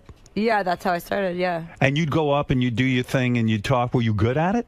I got good at it. I mean, yeah, in the beginning I had an easier time. I think if it had been more difficult in the beginning, I would have probably given up more easily. But I had an easy time, and then I went through the rough patch, like, a year into it, where I would bomb all the time. You mean the first time you got up, you were good at it? Well, I mean, I had like 15 friends in the audience too, so. But where did you do that? Where did you go the first time? The Improv on Melrose, and then the Laugh Factory. Was it like, oh my God, I got to go do this? I better go take 50 drinks and get up on that stage? Yeah, How old were you? I had to have like 8 margaritas, 20. You were 20 years old, and you walked up on a stage for the first time. Mm-hmm. Did you have stuff written down that you were going to talk about? Yeah. And you were really well thought out about this. And who inspired all of this in you? Was there some person or some comedian that you looked up to? Well, David Hasselhoff is he's funny. Is a hero of mine. So you laid down on the stage and started eating hamburgers drunkenly in an orange bathing suit. Right. No, I didn't want to do stand up. It was just kind of like what else to do? I was auditioning and I was reading these people's lines. You go into auditions and everyone's skinnier and prettier, and I'm like, I'm Jewish, and I'm never gonna be like a supermodel type girl, and I just didn't even have any interest in that. I just thought I wanted something where I could express my opinions and my point of view without anyone kind of editing me. What do you mean you're Jewish? Your father's Jewish, not your mother. Yeah, I was raised Jewish. I was bat mitzvah. You were bat mitzvah and all that stuff. Yeah. And what do you mean you were auditioning? You were going out and trying to get on TV act? shows? Yeah, like to be an actress. Yeah, to go. And I was a terrible auditioner. I mean, I couldn't even. I mean, that situation was way more uncomfortable than going on stage where you could just do what you wanted, and then if you don't get laughs, you act like that was on purpose. Did you begin to lose faith in yourself because you'd go out and audition for TV shows or commercials or whatever the hell? And did you begin to say, maybe I'm not a performer? Yeah, all the time. I was like, oh my God, what if because I was waiting tables for 6 or 7 years. And where? Oh my God, everywhere. A place called 𝗪𝗪𝗪, everywhere in LA. And I got fired from every job I ever had. Why? Because you didn't listen to authority? Because I would go off on people. Like if I didn't like if someone... The customers? The customers and my managers. Right. Like my manager was this cokehead, and he would just run it. And it was like this luncheon place. It wasn't even appropriate to be doing cocaine at that time of day. And he was just... in front of the help. Yeah. And he'd be running around, he was like this Italian Italian guy who's like, you know, he's clearly jacked to So the gills. tweaked. Yeah, and I just went off on him. I was like, can you just wait and do coke till when it gets dark out? Like You can't tell your boss when to do like coke. a regular person. Right. Or I would go off on people if they left me crappy tips. I'd be like, you're an asshole. And, you know, like, because, you know, you'd have big parties, and people Right. don't understand this in anywhere in tipping. And this is why I'm very sensitive to it, because I tip like 500% when I go out, because Me I too. know what it's like. Right. And you'd go, you know, I had a table of these guys, and you always know it's bad when they start out like, we're going to take care of you. We got you tonight. Don't worry about us. I'm like, oh, fuck. Means Here we go. you're getting maybe 20% if you're lucky. There's not going to be anything over. Nothing. Right. And so we had these guys, and I was at this restaurant, Shia Venice, in Venice, California, and he said, and this guy said that, and you know, it was like an $800 bill. It ended up being like a bar tab. I worked in the bar, and it was a bar. It was a really nice restaurant bar, and so you know, you have to pay taxes on that, especially when they pay with a credit card. You have to pay. People don't know that the waitress has to pay like 8% of that. So if you're not even tipping me 8%, I'm basically paying for you to go out to dinner. Wow. And so I didn't know that. Yes. So Yeah. you have to pay a portion of your sales that are not in cash. Right. So the guys, you know, he got money. I saw him collecting money from his whole group. And then, you know, on $800, he tipped me like $10. Wow. And I went right up to him in front of everyone. And I was like, and his last name was some Jewish thing. And I was like, listen, it's Jews like you that give Jews like me a bad name. Right. And I said, just so you all know, he tipped me $10, took your money, tipped me $10 on $800, and probably pocketed the rest. So have a great night, and congratulations on your friend. And you got fired for Yes. that. Well, yeah, I guess so. But yeah, you have a good point. In fact, I've gone to dinner with friends who I look over and I see what they're tipping, and I go, I would rather just pay the bill so I can give the waiter a decent tip. Absolutely. I don't trust some of the people that I dine with to do the right thing by tipping. So people are always like, Chelsea, you have to stop paying. And I'm like, I'd rather settle this. And I don't like people talking about spending money, like paying, like, oh, Right. I'll get this, you get that. It's like, just someone pay. Just somebody pay. Split it. I'm not Right. splitting it. I'm not 8, okay? We don't need to split this. You know what I do? I sneak money into the thing after everybody's done. A psychiatrist- Say I have to go back to the table. A psychiatrist might say to you that the reason you have to leave a 50 or 60% tip is that you need to be loved. Yeah. And you need to be sort of the star all the time, that you're not willing to be a regular person and leave 20%. You think that's accurate about It you? sounds like somebody's been seeing a psychiatrist. Oh, 5 days a week. Do you think that's accurate about you, too? No, of course, there's some element of that. Of course, you want people to. I mean, it's kind of like buying people's. No, I like to lay down the groundwork for a place. This is very true. If I'm going to go back there, I want them to know, A, to always give me a good table, to treat me well, and that they're going to get a good tip. Yeah, That's but how what about your friends? You're paying for all of them all the time. Well, I make more money than most of my friends, so it's just normal that I should pay. But you're the star. Yeah, That's right. No, that's absolutely true. Yes, it makes you kind of the center of attention, but that's not, you know, after a while, you kind of are the center of attention just by way of, you know, we're all friends. I have a huge group of friends, and everyone has independent relationships without me. But yes, there is a definite, like, we go on vacation, it's like, you know, you get the plane, you pay for I do that all because I like also to be the one that makes the call if I don't want to do something. Was being famous really important to you? Yes. It was. Honestly, it was. If you hadn't been a success, would that have been very shameful for you with your family? Were they giving you pressure and saying, what the fuck are you doing with your life with all this performing? Maybe it's time, you know, that you've got... running around. Right. Yeah, seriously. Would that have been just the biggest shame to you? Well, it would have been shameful to me. My family's pretty cool. You know, they're very supportive of everything I do, and they always have been. I have lots of brothers and sisters, so we kind of have, like, you know... I spent the whole day with them yesterday at my sister's house in Randolph, and we have a good family, but it was more important to me than anything, I think, because a lot of high school, and, you know, I spent a lot of times I was getting, bullied, not in a terrible way, like physical violence, but, emotionally. It's hard to be a girl in high school. And, I gave it out too. I wasn't mature. I wasn't wise. I gave it out too, but I got a lot of it. But coming home and saying fuck you to all those people who bullied you is probably the greatest thing about becoming successful and famous, isn't it? It's your motivation, definitely. For me, it was my impetus to become. I was like, wait till these bitches see what I'm going to do. I'm going to get a TV show, and then I'm going to have famous friends, and then you're going to see me, and then you get it. And that the exact thing that you're discussing happened to me. I was performing at the Prudential Center in Newark like a year ago, and this girl, 𝗛cie𝘄𝗿𝗍, who was like the queen of Livingston High School, was backstage in my VIP room, where people get meet and greet, and sucking up to you. Yeah, and I saw her, and I was like, I remember you. You tortured me throughout high school, but by that time, you don't care about you don't care about it anymore. It's not like I sit around thinking about 𝗛cie𝘄𝗿𝗍. Like, has 2 8-year-old twins and a fat Jewish husband. So I was like, well, great. But when it happens, it's wonderful, because I remember a similar situation. There was a guy in high school who just would not be nice to me or my mother. We were in a carpool together. Or your mother. Or my mother. That's worse. He was just so fucking rude. And then one day I ran into him, and he came up to me and he goes, you and I have so much in common. You have 3 kids. I have 3 kids. We should hang out. And I was like, you got to fucking be kidding me. You were a scumbag. But it somehow loses its allure. Absolutely. I thought it was going to be a great moment. I only felt bad for this guy. Like, I almost felt like he seemed like he was such a down loser. It almost didn't matter anymore, That's exactly right. I mean, that's your impetus. And, when I say I wanted fame, as a young person, I really wanted to be famous, and my real goal was because of these girls. I wanted everyone to know I was special, that I was talented, that I was different, that I wasn't just, because my family was embarrassing. My dad was like a used car dealer. Our house was like the Sanford and Son of the neighborhood. It was fucking embarrassing. Is that true? Yeah. I mean, my dad's like a pig, and he's a really bright guy, but he's a pig. And he, is he still alive?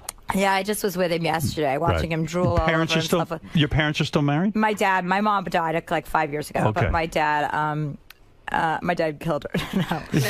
No. So he... That'd be good for your sitcom. Right. That'd be good for comedy. Right? Yeah. So, no, but I wanted fame. But once you get a little taste of fame and what it brings you, it's almost...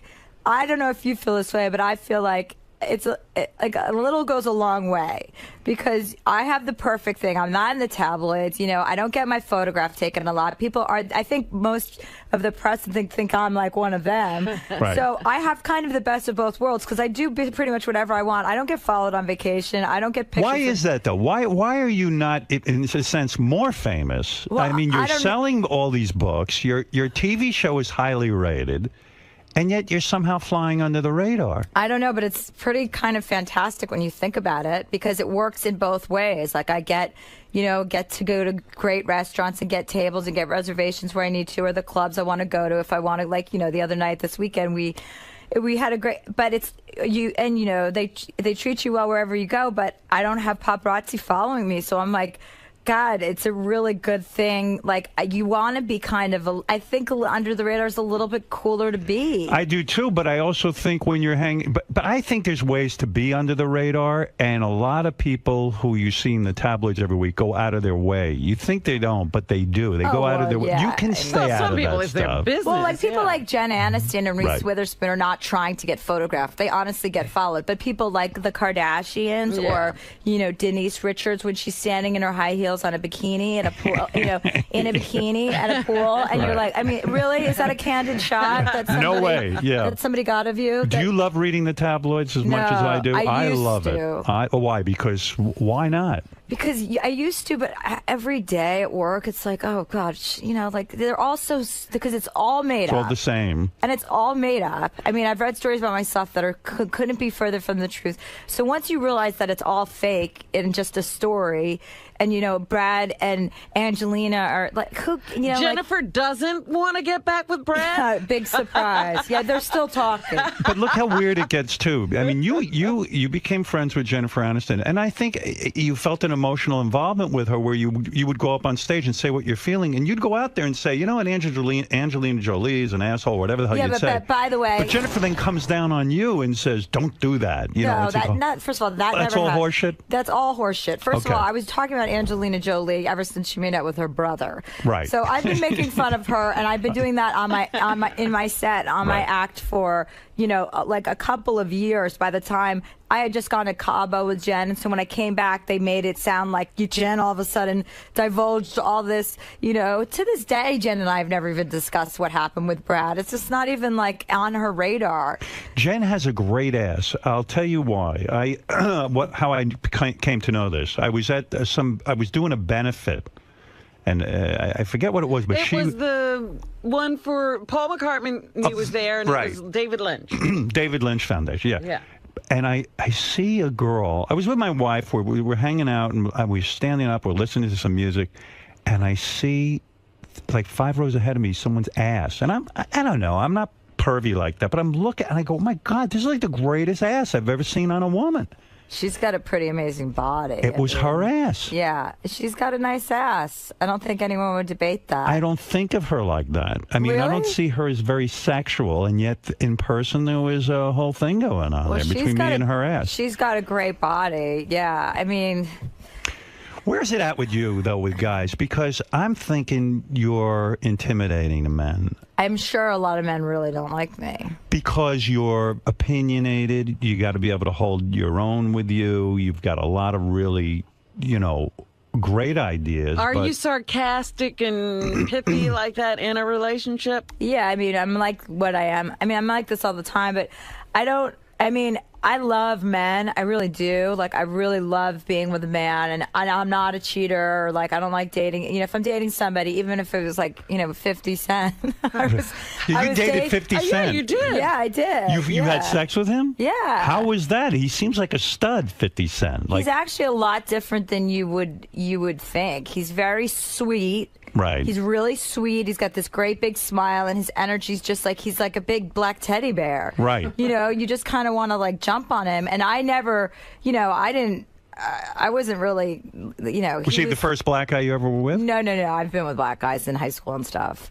No, I've always had a little thing for black guys. I don't know really what it is. I think it runs in my family, but my dad likes black women too. You inherited. Yeah, I inherited the gene. You're saying your dad likes black guys too. It's an atavistic gene that I've inherited. So 50 Cent gets in bed, you're not intimidated because he's a great rap guy, the myth with the big cock and the whole thing. The shootings, the whatever. You can handle all that. I mean, I thought it was kind of amusing that I would even be with 50 Cent. I thought it was funny. It is funny. It was. Will you fuck a guy just because it's funny? This is going to be a great joke. No, honestly, I've considered having sex because I'm like, I've been with my girls. I was like, wouldn't it be funny if I just had sex with him? But answer it honestly. Is it more exciting to be with a famous guy than a just sort of a businessman or something? Because even maybe the way your mind works is like, wow, I've got a good story here for a book. Like, not that you would give every gory detail, but there is something exciting in it, right? In the idea of you hooking up with a famous rap guy. With a famous rap or any famous guy. Well, no, I mean, I don't like. I mean, first of all, I really try to avoid ever dating another celebrity because I just feel like that world is. I mean, look at everyone. Everyone's such a mess. Right. That world is just not real, and it's very hard to maintain a relationship when you marry.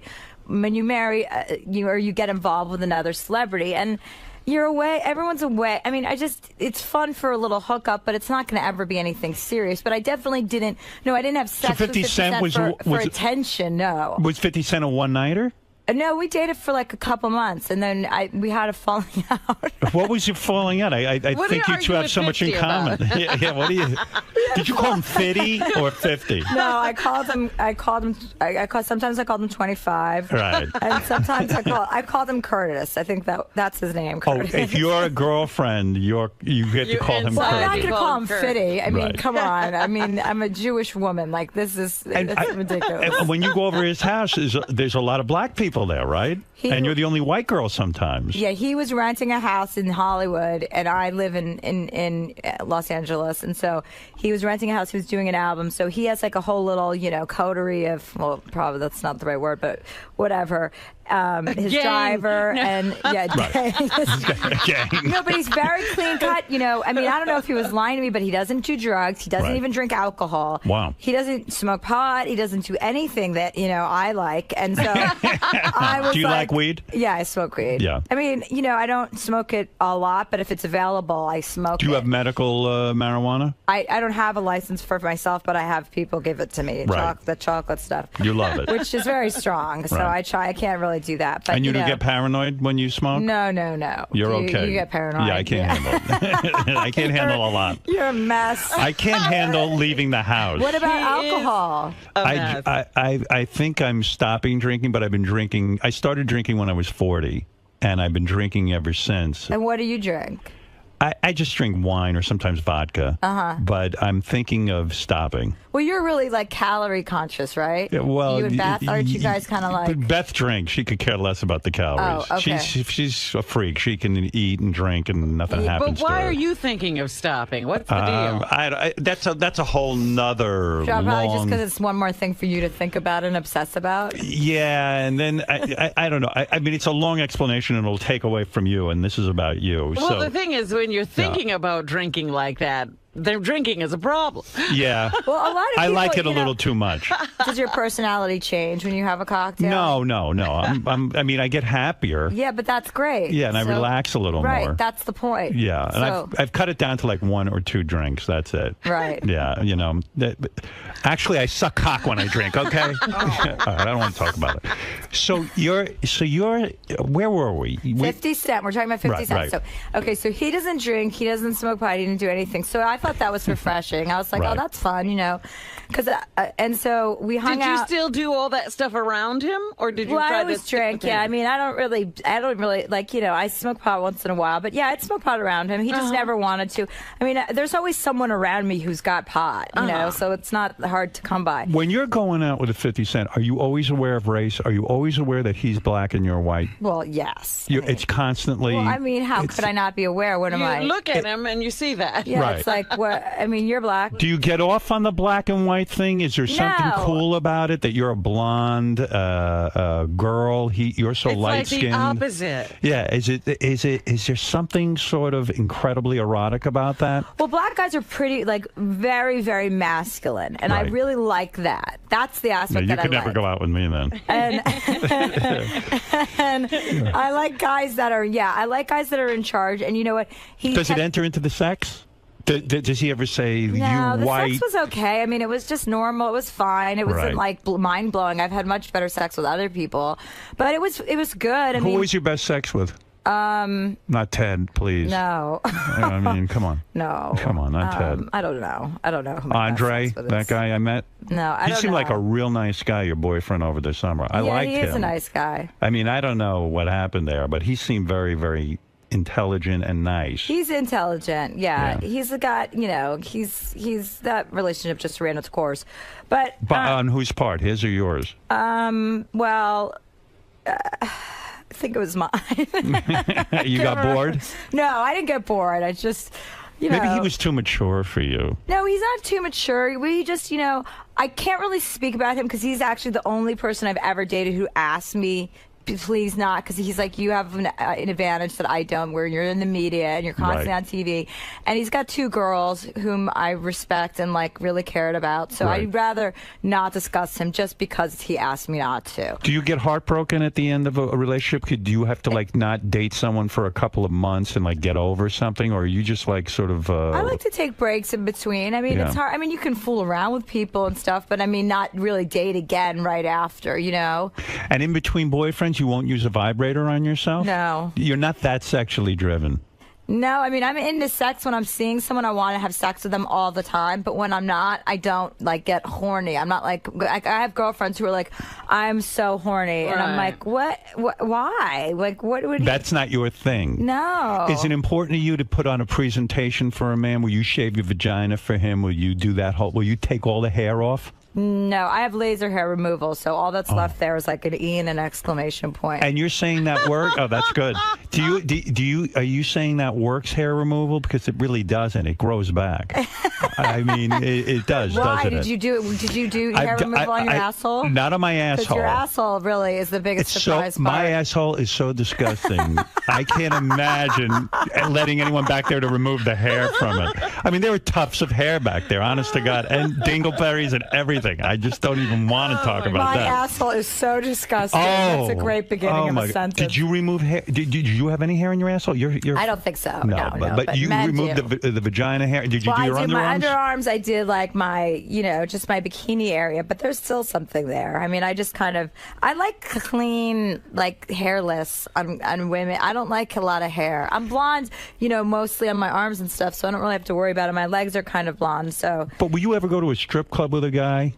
I mean, I have. I mean, it kind of seems like something girls do to just impress men, doesn't it? Would you ever get it on with another girl for a guy? I've had sexual experiences with women and men at the same time. You have? Like a threesome, yeah. No kidding. Yeah. You like it? Yeah, I do actually. Well, I did. I haven't done that in a long time. What did you do to the women? Did you? No, I didn't really do anything. They kind of just did stuff to me. Oh, you didn't go down on them? No, but it can be kind of sexy if you really, really are like if you really trust a guy, or the opposite where you do not care about him at all. Then it's a good situation. But you've never been